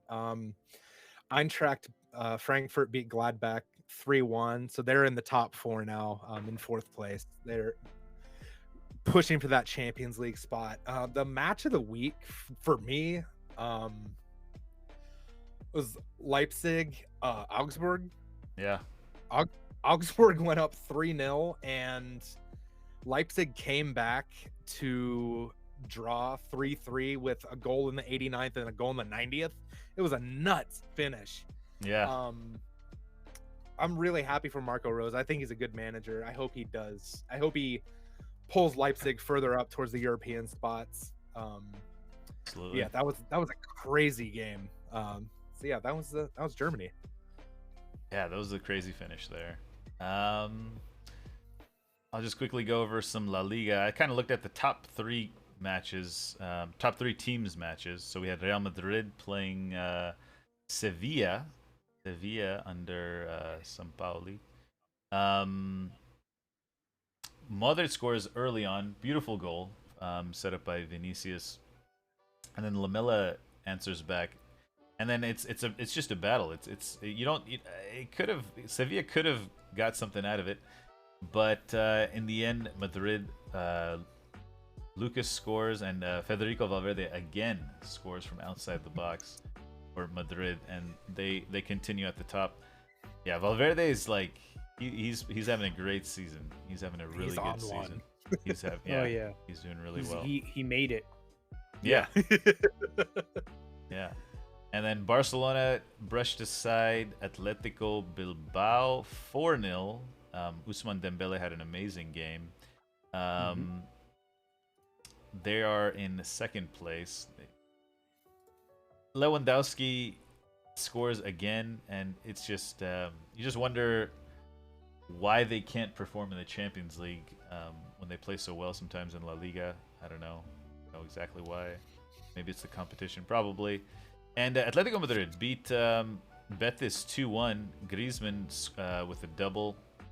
They're in third place now, looking pretty good. Griezmann scored off of a corner. I don't know if you guys saw that. It wasn't like a accidental. It felt like intentional near post. He put it in the net there. Right now, as it stands, Elche, Cadiz, and Girona at the bottom of the league, with Sevilla, Getafe, Almeria, and Espanyol just a couple points above. So, it's looking like a Barcelona-Madrid showdown again, and yeah, we'll see how things shape up. Otherwise, yeah.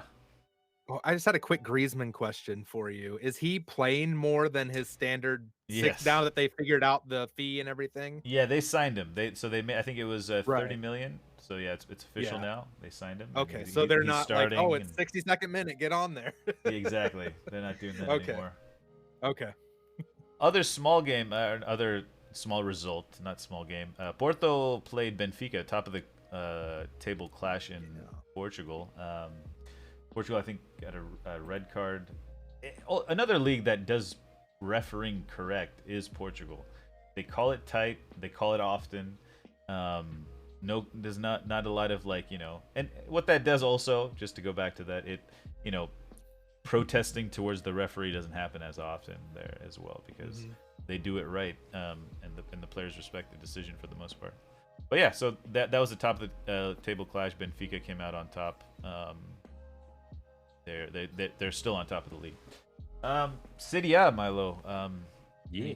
Any fun games there? Yeah. I made some short version notes again. It wasn't the most exciting week in Serie A matchup wise, but Roma Napoli. Napoli stayed top of the league. A tight affair against a Mourinho-driven bus that was parked in the way. Cartwheelchamp Watch was all quiet this week, so unfortunately, no Player of the Week card for him on eFootball next week. Milan 4, Monza 1. So Milan actually within 3 points of Napoli now. So Milan have been on quite a good run. Goals from Brahim Diaz, Origi, and Rafael Leao, continuing his good season. So yeah, Milan doing pretty good. The game of the week, easily Fiorentina versus Inter. Absolute barn burner, as they say. Inter 2-0 up through a second-minute Barrea goal. Lautaro Martinez made it 2-0. Fiorentina then tied it up with goals from Cabral from a penalty spot and a great finish from Ikone. Inter retook the lead through a Lautaro Martinez penalty.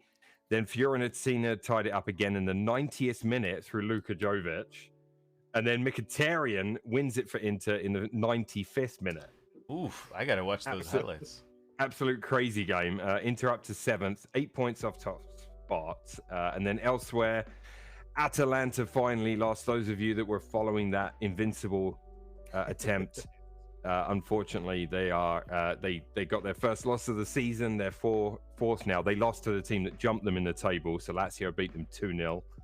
And then Juve got another much-needed win. Goals from Moise Keane, Weston McKennie on the score sheet, and Rabiot with a couple as well. They beat Empoli 4-0. They're 8th in the table, but they're 10 points off top spot still. So, yeah, tough season for Juve so far. That's it. That's all I got. Yeah. Absolutely. Yeah. Kept well, it kind of short and I'm sweet. just looking at Napoli looks like they're the only undefeated team left now in City A. They've won 11 games in a row in all competitions. Oh Yeah. wow. They're just they're cruising at the moment. So Yeah, that's right. So yeah, I mean Napoli haven't lost yet, so their attempt is still live and kicking. But I think most people were interested to see how long the fairy tale Atalanta story would go for.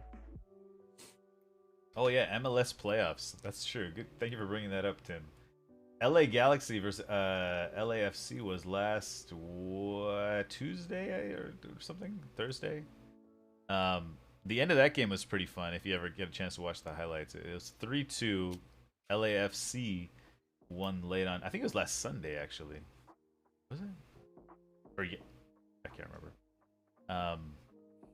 I'm not the biggest MLS head, I gotta admit. Yeah, it was.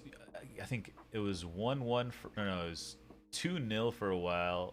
I can't remember.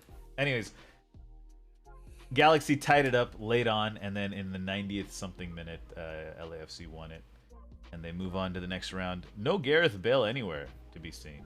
He's not in the squad, nor is he even on. He just wasn't in the squad. They didn't even say missing players. It's not going well for him out there either, is it? I don't think so.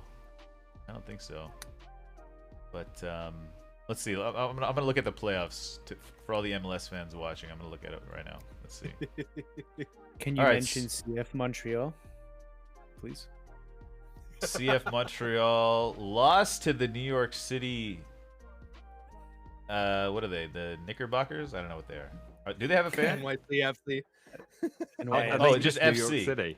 Okay. They're part of the FC. city group. Yeah. Yeah. Sorry. Oh, yeah. Oh, but Austin FC, they won 2-1 over Dallas, and now they're in the semifinals. So it's Los Angeles FC versus Austin FC, and Philadelphia Union versus New York City. I hope Philadelphia Union lose. I mean, I don't want Man City's team to win, but I don't like these mascot names. Like, I don't even like Galaxy at the end of Los Angeles. I like Austin FC, Los Angeles FC, New York City FC, and then Philadelphia Union. Like, it just feels weird. That's just the American version of My, Union Berlin. My American team lost this weekend in the USL quarterfinals, by the way. Detroit City, for those of you that don't know. Oh. I have a Detroit City scarf upstairs. Yeah. Oh, that explains. Tim explains Gareth Bale's absence. The LA golf courses. Ah, yes. Yes. Yeah. Now we're at the Working point on of the the show where we're pretty much done talking about most things. Do we have any categories? Do you have a category, Hoff? By any chance? I have one. Oh, you do. I didn't. Yeah, I I didn't have one as confirm well. with you guys this week. I got them in my back pocket Cool. whenever I need them. Let's do a category. If you're guys, if you don't know, category is the new game show that is taking the nation. You must close your chat though for anyone not participating. So basically, what we're gonna do is, I'm gonna type it up so everyone in chat knows. I'm gonna. You want to type do yours the first, prompt. Hoff? Sure. I can. Yeah, we can do mine. If you're ready to go, yeah. I'll do. Well, we should have time to do a couple, right? Yeah, I think so. We're good. Yeah. And Chad, if you have any comments about anything you want to talk about, feel free to let us know. It doesn't have to be limited to football. You know, it could be anything. Like, what is the meaning of life, etc. Any good? I don't know if any of you guys watch Game of Thrones while Hoff's getting ready. You guys watch Game of Thrones? Yeah. I finished it. Season finale was last night. Oh, no, House of Dragon. Sorry, House of Dragon. How I Met Your Dragon, yeah. How I Met Your Dragon. That's the one. That could have been the name of the last episode. Really? It could have been. No spoilers, Don't though. No spoilers. I haven't No seen it spoilers. yet either. Did you wait, Hailey? You saw it? No, I'm not watching House of Dragons. Okay. Or whatever it's called. Ooh. Yeah. Is that on purpose, Hailey? Are you boycotting it, or you just haven't? No, got to it not yet? particular. It's funny. Like, I don't really watch. I'll pick a video game 10 out of 10 times over a TV show or a movie. So no, I just maybe subconsciously though, because of Game of Thrones, the last season. Yeah. Come to think of it. Yeah. Did you guys recommend it though? House of Dragon. I actually don't recommend it. I recommend the Game of Just Thrones. gonna be honest. though, I Yeah, think, Game of Thrones. But Sounds good.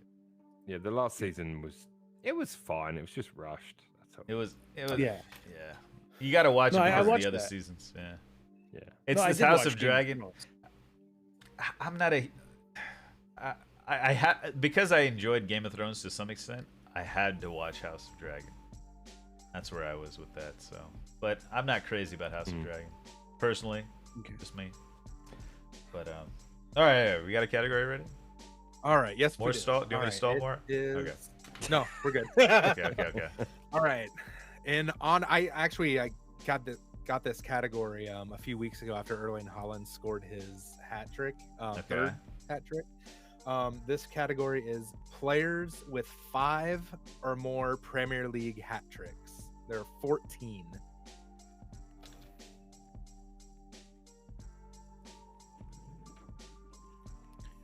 Oh yeah, I forgot how to play this game. Now I remember though. Now I remember. 5 or more Premier League hat tricks. And there are quite a few with 5. Oh boy. And then Not including Haaland. Haaland is not on this list. He has not scored 5 hat tricks. Oh, I think true. he He's has got 3, right? 3 Yeah. so far. Yep. Yeah. 5 hat. I will. We'll go Milo, Cart, and then Hailey in that order. Let's give Hailey the first one. Actually, this Okay. And then Well, go Milo. Then I'll go last. I'll go last. Okay. Okay. All right. So I think Hailey, I appreciate Milo, that. Cart. I think. Yeah. All right. Just So whenever you're ready, Hailey. So I'm supposed to say how many I managed to write down? No, just no, just yeah, name no, one. Oh, just so the name, and then we just- keep Yeah, going. there are Yeah. 14 total. Yep. Okay, watch me crash out on the first guess. Uh-oh, Sergio Aguero. Number 1 with 12 hat tricks. Jesus. Maybe not. 12. Jesus. Pep things. Something about Wow. Pat, City. Stat, and Pep. Pat, Stat, and Pep. That's what I'm gonna call him. Pat, Stat, and Pep. puts Alright. Milo up. I'm going to go Thierry Henry. Thierry Henry with 8. That is correct. I'm gonna go with Harith Caneth. Harith Caneth with 8 as well. Right. Correct. Kane, as good as Henry. Unbelievable. Fuck off. You heard it here. I'm gonna say Robin van Persie. Oh, Robin van Persie has 5. Ooh, He is on the nice list. one, right on Highly. the dot. Nice Ugh. one. Oh Thank you. boy. We might finish this list. Oh really? How many are there? There's 14. We have Okay, 4 okay. so far. Okay, okay. So we have 10 more. I'm going to go with Wayne Rooney. Wayne Rooney has 7. Correct. Ooh. I'm gonna go with Didier Drogba. No, I didn't say that. You heard that. There was a connection. Oh, we heard it. Not Drogba. Drogba's incorrect. Oh man, what a scrub. Not me, Drogba. Scrub's your new word. You called me a scrub last night. Yeah, I couldn't speak last night. I don't know what happened. I was trying to say subscribe, but I scrubbed. Thanks for your sub. He's like, thanks, you scrub. Okay, brilliant. Ruud van Nistelrooy. Ooh. Ruud van Nistelrooy with 5. That I is had correct. him. Oh, I'm Highly. cutting I it had him. close, huh? Yeah. I Dude, had him. There close, is- close doesn't matter. Oh, Ask Conte. It's true. Fair enough. Fair enough. I'm gonna go with. Oh my god, I'm scared about this one. I'm gonna go with CR7. Oh. He does not have 5. Oh Damn. wow, that's a great guess. I would have guessed that. That is a good guess. He doesn't. Wow. That was my next guess. Oh, that's a dub for Highly in that case. That's Highly, a dub for Wow. Highly. It is. nicely. That is a dub. for Let's see. Highly. Let's try to guess the other ones. We got a little bit of time. Okay. Defoe. Yeah, Highly. Do you have a? Oh, Defoe. Yeah. Yeah, I had someone in mind just now, and I was actually gonna shot in the dark. Diego Costa. Nope. Luis Yeah, Suarez. Oh, Suarez has 6. Ah. Good call. Alan Shearer. Oh, sorry. I went Shearer out. has 11. Yes. Oh, of Yeah, course. Chris Went out of Sutton. order. Sutton, no. Fernando Torres. Torres, no. No. Peter Crouch. Crouch, no. There's let me do a little club hint. There's Ole Sheringham Cole York. Cole, Cole. yes. Yeah. Cole has 5. Cole, yes. Oh, Ian Wright, maybe. Ian Wright has 5. Oh, Really? There's 1 active Premier League player on the list remaining. Salah. Nope. Oh. Son? Nope. Oh. One active. GDX? No, I'm just kidding. Not GDX. KDB? Nope. No. Sterling. Right team. Yeah, Raheem? Sterling. Sterling. Raheem. Let's see. We have 1, 2, 3 players left. Oh, there's 2 of them. 2 of them Cantona? played for. Nope. 2 played for Liverpool, among other clubs. 1 played Fowler. for Man United. Robbie Fowler, yes, with 9. He's 3rd on the list. Berbatov? Berbatov with 5. Oh, Yes. no. And 1 left, and he played. Oh, he played for Liverpool. He played for Newcastle. Played for. Well, I can't say he played where he Peter, played. Carroll? Peter Beardsley? No, Carroll? no. Oh, wait, he He played for. Real Madrid. Oh, Owen. Michael Owen. Yep. Michael Owen. Oh, yeah. That's the 14. Nice. Milo, Alright. is your category near this one or no? What do you mean near it? Like, is it regarding goal scorers? No, it's assists Cool. in the Premier League. English players only. Okay. All right, hold on. I was gonna. All right, let me. No Googling, because I've already told you the category and we're ready to start, that means. All right, players with what? So I have the top 20 English assist leaders in the Premier League. So it's English players Top only. 20. And to give you a clue, the lowest number is 54 Premier League assists, and the highest is 103 Premier League assists. 20 players, all English, assist leaders. Oh, I need to close chat. Okay. And no Kesu, because Giggs is Welsh, not English. Okay. There's a clue for you guys. Ryan All Giggs right. is not on the list. Dang it. So I think Highly gets to go first since he won Sure. the last round, you know? Okay, Hoff, pick a number from 1 to 3. 2. Steven Gerrard. Gerard is correct with Nice. 92 assists. 92. Okay. 20. Okay. Am I following him? Sure. Yeah, Yep, why not? Okay. yep. Super Frank Lampard. Frank Lampard, number 2 on the list with 102 assists. Woo. Oh, I need to write these down. I'm going to go with Wayne Rooney. Number 1 on the list with 103 assists. Did you know that already? I didn't know that. I Not was know surprised that. it was Rooney, to be honest. Yeah, that is surprising, actually. He was a beast. So that's the Yes. top 3 you guys nailed instantly. So now it gets Nice. interesting. 17 others. David Beckham. David Beckham Highly is correct with 80. Nice.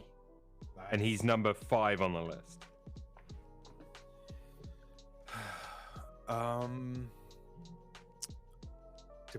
No, we didn't say him yet. Paul Scholes. Paul Scholes is number 17 on the list. Joint 17th with Okay. 55. So technically he's number 19, but yeah. Okay. He's 19 alphabetically out of the 3 guys that are on the same amount of assists as him. Jeez, I can't think of anybody. English assisters in the Premier League. Yeah. A while ago. Paul Ince? No.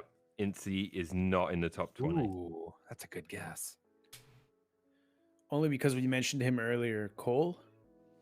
Andy Cole is on the list, number 7 with 73 assists. Andy Cole. Yeah.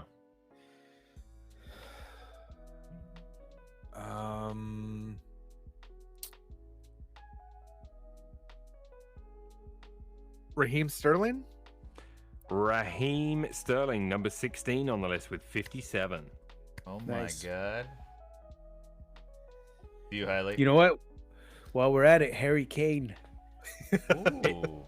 Carl, are you still in? I'm out. Oh, you're out. Okay. I'm out. Harry Kane is not on the list. Damn. Ooh. It's a good passer, though. For Damn. the can win it.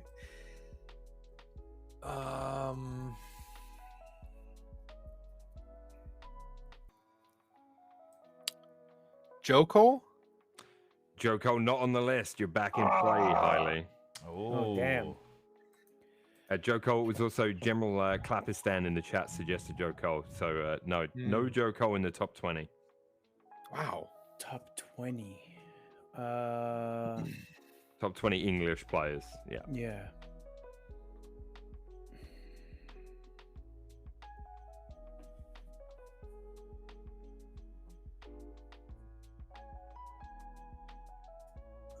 Did we name number 20 already? You did not. No, not me, but us. No one's No? named number 20 yet. Okay. Number 4 is not been named either, and then that one I would say is, yeah. I mean, there's a way you Should think be. about this. Yeah.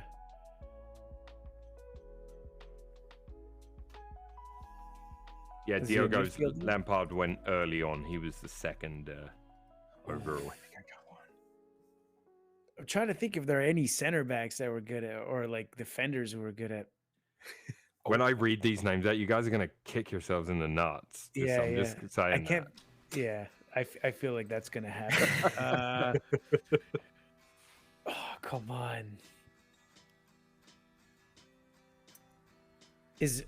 One last hint. Is number 20 kind of like Number 20. like when we say number 20, if we get it right, we're all gonna be like, really him kind of thing? Or I don't think is it- so. Based Okay. upon appearances. Because I have a name. I'm just gonna go with it so we can get this moving. I know this is gonna I have two. Pick a hand, Milo, left or right. Right. Right? I'm gonna say Ross Barkley. No Ross Barkley. Ooh. Oh, what kind of guess was that? No, I'm just kidding. That's what I'm just saying. kidding. You I'm don't kidding. want to know who number. Hey, I'm out early, okay? Half Don't- for the don't- win. I think I want to guess based on that last hint. Okay. Gareth Barry. Gareth Barry is number 10 on the list with 64 Oh, 10. assists. Okay. Is James Milner on there? James Milner is number 4 with 87. Oh. Is So- is Gaza on there? No. So no, here are the rest. Teddy Sheringham, 76 Oh. assists. Ashley Young, 71. Oh, of course, Assists. fullbacks. Darren Anderton might have been a tough one for you guys. I don't know. I mean, Hoff, you might have got that one eventually, maybe. Darren Anderton, Yeah. obviously, 68 assists for him. Shearer's on there with 64. Letitia, someone in chat said Letitia, as they gone. 63, he's number 12 on the list. Stuart Downing, 59. Oh, wow. Steve McManaman, 59 as well. Peter Crouch with 58. Huh. Kevin Davis is a tough one there, 55. Oh yeah, the Bolton guy. right? Danny Murphy, 55. And Jordan Henderson, 54. He was number 20 on the list, highly. Jordan Henderson. Jordan. I was Henderson. gonna guess Jack Wilshere at some point. Imagine. No, yeah. Well, I was thinking about this because I was like thinking about categories yesterday. And I'm like, is that one easy? And then I started to think about it. I'm like, it's not, because when you start to think you have to take out all the foreign players and only think English, Yep. it actually makes it harder then, because you're trying to focus on just that one nationality. Yeah. Yeah, I should have been thinking more English national team, like Stuart Yeah. Downing and Henderson and Milner and Barry. And Ashley Cole is a big one. I'm surprised. I wonder how many does Trent have? I wonder. Got to be close to You'd be getting up there, yeah. getting up there. You would think, yeah. Nice. He wasn't early on the list. Alrighty. Well, guys, we are at the time. We have reached the end of the show. Is there anything you'd like to announce that's coming up on the program, on your streams, content? Yeah, I mean, F1 Manager Season 3 of McLaren starts. I'm hoping to go for the title. Ooh. Get it, Milo. Football Manager Beta will be continuing. I was thinking about firing up after this, but I think I'm going to wait till later in the week. But I've got an Arsenal save going on the beta. I won't be doing Arsenal when the full release comes out. So I've got Arsenal going on the beta, and I'm using Arsene Wenger's formation and tactics, kind of my interpretation of. Okay. So that's kind of fun. What Sim are racing's what all- are the Wenger tactics that you're going like around like? Let me bring up my note sheet here. Hold on a Okay, second. Is it like just 4-4-2?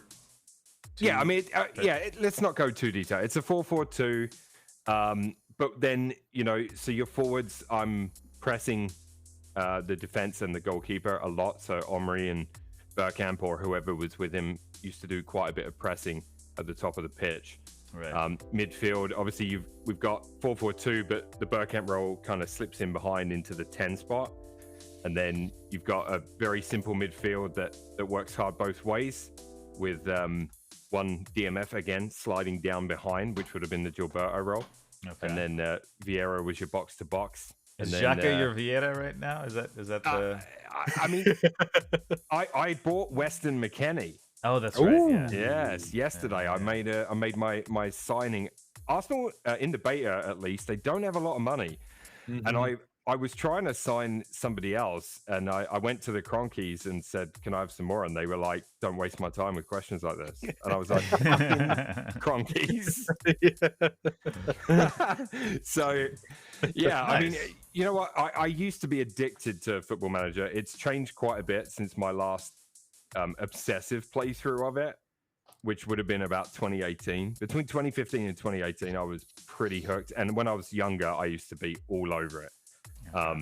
When it was Championship Manager, and then it changed to Football Manager. But like, so yeah, I mean, come by. I'll be playing one of those management games most likely. And then I do want to bring NHL in. I've got to talk to the Warriors and see where we're at. I'm no rush. I mean, we can do it whenever. But I've been playing a little bit of Hockey Ultimate Team. I've been enjoying that. Really? I quite like it because I'm a big fan of older NHL stuff as well. So I've got a couple of I unlocked Darcy Tucker yesterday. I got him in a pack. I was speaking of hockey fights. Enforcers, yeah. Yeah, speaking of enforcers. Yeah, so apart from that, guys, sorry to drag on, but yeah, management games and sim racing. I haven't been streaming them, but I have been in some. So I'm in an endurance series on a Saturday. If you're out there amongst the sim racing world, you'll see us racing, and I'll be bringing sim racing back to the stream. You know, it's never going to go away. It's always there in the background, and I'm just enjoying my playthrough of Days Gone on Saturday nights. All right, very nice, That's where very I'm at. nice. Yeah. Hoff, anything you wanna? Any Football Manager stuff happening? I started a Bayern Munich save in the beta. The beta is the perfect time to do a big club save because it's only like a couple of weeks before the full release. So I decided to I put a Twitter poll up, and the Bundesliga won, so I got to pick the club. They picked the league, I picked the club, and it was kind of slim pickings at that point when I picked Bayern. But anyways, doing a Bayern playthrough right now. It is hard as hell to find a top tier striker. So I just signed Max Kruse from Wolfsburg for cheap to get me through the next couple years. Hopefully he hasn't scored yet, so I've been playing Mane at striker. What's Bayern's budget like in the beta? They did not have the Lewandowski money. I'll say that. They only had like 20 million ish. That's what Arsenal had, like 25 mil, and I'm like, what is United this? 23? I sold Pavard to PSG, and then for some reason, I think it's a bug. Mukiele was on the transfer list, but he just went to PSG. So I bought Mukiele for 6 million from PSG, but I sold them Pavard for 24, I think. So yeah, I'm just exploiting PSG right now. I'm trying desperately right now. I'm literally dragging Reece Nelson around with me, offering him to every football club in the game. It's so hard to sell players if no one wants them. Well, I mean, it makes sense, but Highly, you're looking like one of these guys on about. Yeah, deer in headlights. No, you guys might make a believer out of me yet. Honestly, that sounds like. You guys are way more passionate talking about Football Manager than I think I could ever be talking about FIFA. So that's like, join us. No, I kind of like FIFA. My pack luck's been good. Ooh. Yeah, I've been keeping an eye on your. Any big packs you want to tell us about? You've been lurking? Yeah, if you've been lurking, you've seen me get just pissed all the time and complain about the game and curse the developers, right? I'm trying to steer clear from like streaming that on my streams because I'm just always in a bad mood when I play it, you know? I hate myself probably. Any good luck? I got Ronaldo out of like the shittiest part of my friend, out of like the shittiest pack imaginable. It was like a 2-player pack. Oh, wow. And I got Ronaldo. I got Nakata today from the hero pack. I packed Frank Lampard from the icon pack. I mean, my team is pretty stacked. I got a couple of rule breakers and stuff like that. Van Dijk, Rudiger, Milotau, Alaba.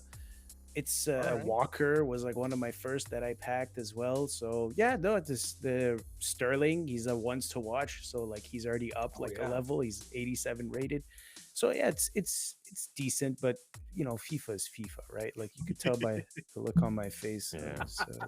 Highly, I loaded it up because I was very fortunate to receive a copy from my neighbor who works for EA. Oh, that's right. Yeah, and I have a career mode going that I've not been streaming. I've been playing a game here or there. I'm not a massive fan of the gameplay. I do think the eFootball gameplay is better. But like, what I was going to say to you is on Ultimate Team, I don't know what they've done with the chemistry. They changed it up completely. It feels way less intuitive now to me.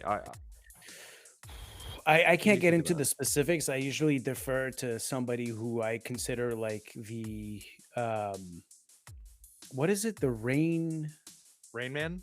Rain Man, yeah, of Ultimate Team. Um he's a self-proclaimed Rain Man of Ultimate Team. Yeah, it's weird, but like, at least you can preview. So like I usually say, okay, does this player fit with this squad? And then I just kind of like preview the selection. And I'll say this, I agree with you. I think overall the gameplay is better on eFootball, even though it's been kind of suspect as of lately. But like in terms of like user interface and everything, I think FIFA takes the cake, right? Yeah. Like Presentation's always been their forte. much better. Yeah. What about you, Carl? What's coming up on yours? Yeah. Oh boy, what's coming up for me, man? Next week is Halloween, and at this point in 7 weeks, and we'll be doing a full face reveal, guys. Woo! Really? No, but I'm doing a Right. Manchester United Football Manager save, which is pretty fun. Yeah. Anthony Elanga's just been loaned out. Ronaldo's staying. We gotta find a replacement for Anthony Elanga. So I'm looking into that. I'm thinking maybe Marcos Asensio, someone who's not gonna rock the boat too hard. Some sort of signing there. I don't know. I'm not sure if I want to go with a youngster or not, but I'm shopping in Brazil. I right now. Like that's like I need someone who can like play. Who can hop in if someone gets injured. So like. I don't know. I don't know if I want a youngster or someone with a little bit experience. Maybe like a Torgan Hazard type or something. Maybe like this is someone like maybe 28 and older, maybe somewhere in that range. But we'll see. We'll see. And then eFootball, I'm trying to get back to Div 1. I haven't played Divisions hardcore in a long time, so I'm trying to figure out the new thing. I want to compete in this national team thing. I don't really know how it goes. I think once you get to Division 1. Then you can then it starts tracking your progress and your stats. you should do that, dude. Yeah, You it looks should fun. definitely It looks push fun. to do that because It looks you're good enough to get places on it as well. So And Yeah, you're calm. Yeah, well, if I gotta before stream I was just kind of forced myself to play a couple games, but it do is you what it feel like is. they changed? I played a game earlier. It's the first one since the last update. And I feel like interceptions have been nerfed. Like I was going to intercept things, and like my player was like really weird. I don't know. It felt different. Because I haven't been playing like hardcore Div 1 grinding. Like I've been doing like a lot of Fuma. It's just totally different mentality and gameplay. It's like it feels like I'm playing the game for the first time again almost. Like it takes a while to get into that rhythm for me. So a lot of these little things like interceptions, space to make a pass or turn and make a pass, like I got to relearn that stuff at the pace of it, these OP players and stuff. But maybe they did change something. They definitely changed a lot of things when it became 23. But in the recent update, I don't know. I just haven't been playing enough to really notice right off. I've got some good players. I mean, I haven't gone in for a box since Ronaldinho because they kind of rinsed me for Ronaldinho and what was it, Bergkamp. Okay. Yeah, They rinsed me pretty hard for that. Speaking of other games, I recently bought Escape from Tarkov. I don't know if you've played that game. Oh yes. I've been thinking about getting that. It's pretty fun. It's pretty That's like a rabbit hole. you just Man, kind of that's a hop in. rabbit hole. Well, I just hop in for like a scav raid. I'm learning the maps and stuff like that. You just hop in for a little scav, and then hop out, and then it's just like, and then I don't feel like I need to. I'm not in the rabbit hole yet. I'm also not that That's good good. at like first-person shooters, stuff like that. But Gotcha. I've been playing Overwatch too, actually. Yeah. Somebody nice. turned me onto that. I started that I'm- last night. I'm digging it. It's fun. it Yeah. looks so confusing. Add that game. me, Hoff, if you Okay. if you want. Will do. We'll group up and everything. Okay. Well, you guys are welcome to join too, of course, but I don't know. I've if got you to guys- say this online save for Football Manager. I mean, we'll talk about it in the Discord. Cultured's up for kind of being the spearhead for Okay. it. He was saying last night. We've got to make that happen. Highly, if you do want to check out the beta, I mean, you'd have to pre-order it to get the beta. That's the only thing. Highly, if you wanted, also you could keep an eye out. Sometimes there's free versions of like older Football Manager games. You could even try one of those and see what you think. Okay. A I think lot if you of have Amazon the Prime, big- you can get it. I do. Yeah. Yeah, there was last year's. You're right. a lot of the 20 big creators have discount codes too right now. Okay. Okay. It's worth trying. You guys like. Yeah. I've always Football been man. into those management games. I just they become consuming. That's why I had to step away Right, to right. broaden my gaming horizons. But I'll tell you what's going to help me this time is Modern Warfare 2, because I do love an FPS game. Oh, yeah. So if you guys do end up with that, I'm down to play Warzone 2 when that's released. But I also like playing the multiplayer. It's kind of a guilty pleasure sometimes, but I because I get annoyed eventually with being beaten and shot by 10-year-olds. But like it's definitely that's definitely on my playlist. I started the campaign because I pre-ordered it, and you get the campaign, right? It's like playing a movie. I mean, I'm very fortunate. I have a very good gaming PC now, and so graphically, it's on like ultra, and it is I've heard it. unbelievable. I've heard it's really Wow. good. I will Yeah, say this about Football Manager. It's not a substitute for FIFA. If you're, it's not gonna like. It's It's a not. totally No. It's different different. itch. Yeah, it's Yeah. a totally different Right, itch. right. Completely Like, different. Yeah. Yeah, it's like that. You don't really rage at Football Manager, At least I don't. I haven't yet. I don't Right. know if people do. I don't know. If Just it's like- wait. Okay. I got pretty mad last night when we couldn't when we drew to Wolves thanks to a moment of madness from Gabrielle. It'll happen when you have a match where you have like 8 shots on goal and the other keeper's playing out of his mind and you lose 1-0 on an own goal. It'll happen. Okay. That happens on eFootball anyway. But it's like so out of your. It feels so out of your. I mean, it feels so out of your control. Like you can't do anything. No. That, like That's it's not true. like that. You That's what I was noticing. I just feel But you like it's can- like You can throw the water bottle in the team talks and stuff, so that gets it out for me. actually was my last thing I did last night. I threw a water bottle when we drew to Everton after we were up. Or they went down to 10 in the 45th minute, and then I closed the Oh, game. So no. maybe that was a mini rage. I don't know. Anyways, alrighty, guys. Yeah. Yeah. Milo, do we have a dad joke to take us away? Of You got one? course. Of course. Okay, yeah, okay. Scubs Games in the chat there says doing the shouts mid-game helps. It really does help. Yeah. Against Man City, I was like on the touchline yelling, and it really helped. Jesus, 2 goals against his former team. Sign of things to Whoa. come. Sorry, I'm getting into it again now. Yeah, no, I'm ready. I'm ready if you are. Oh, and just real quick, happy Diwali. Today's a special Indian Hindu holiday, cultural in Diwali. It's a new fiscal year, It's supposed to be the new time for good fortune in business and things like that. So, good luck to I have Happy one more everyone. Diwali to question. you, man. Yeah. Thank you. One more question for all Yeah. of you. Yeah. Are you into? I know this is a bit of a Tarot cards? UFOs. Astrology. Oh, That's close. I know Cartwheel likes the UFO. Well, you dabble. I listen to it. I listen. Yeah, I'm fascinated by the whole UFO subculture, and I'm thinking of doing a stream at some point on the latest and all the because it is just ramping up like you wouldn't believe right now. All the footage and witnesses and all sorts. It's crazy. So That'd be yeah, cool. I don't know if you'd be interested, but Yeah. hey, I'll good night. take an edible and tune in. There you go. yeah. Little green Edibles man. only. Yeah. Edibles. Everyone's on edibles, and that's the only thing. Speaking of people on edibles, Kanye West is on Lex Friedman. Oh. I don't know if you guys. That sounds pretty interesting. Anyways, let's do. Oh yeah, Hoff. Go on, I just Hailey. had a moment of awesome. positivity. We're Oh, talking yeah. about all the refs and frustrations and stuff.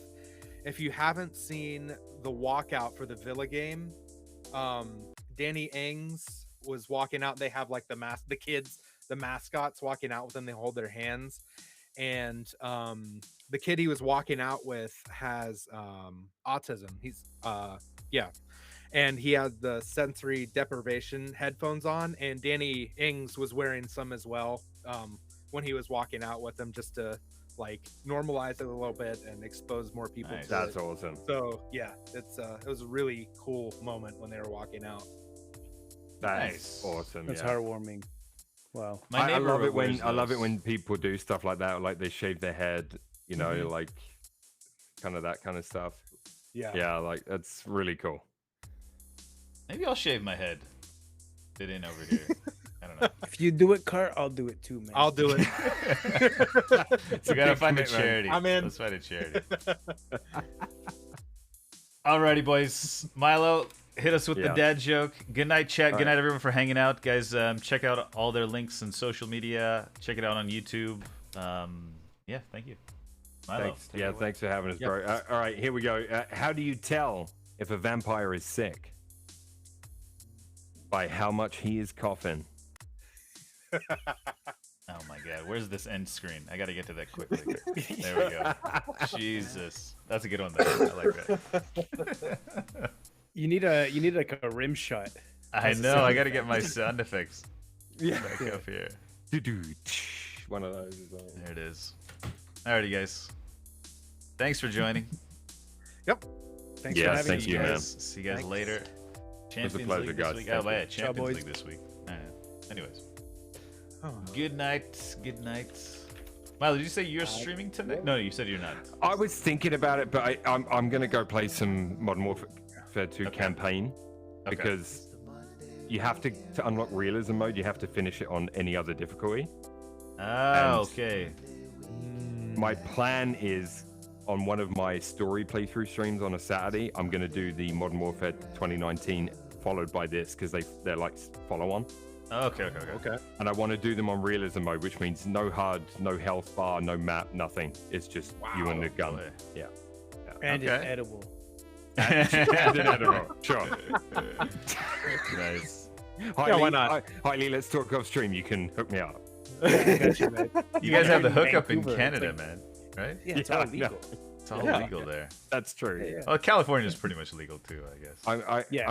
I've got 2 twin babies. I can't be doing stuff like that. I'm far too old for that. Sure. He sounds unconvinced. I am. Highly What do you think the unconvinced. high is all about, guys? Where do you think that came from? Okay, All right, boys. guys. I gotta Have go. a good one. Yeah, I Alrighty, gotta good go. night, guys. Good night. See you, boys.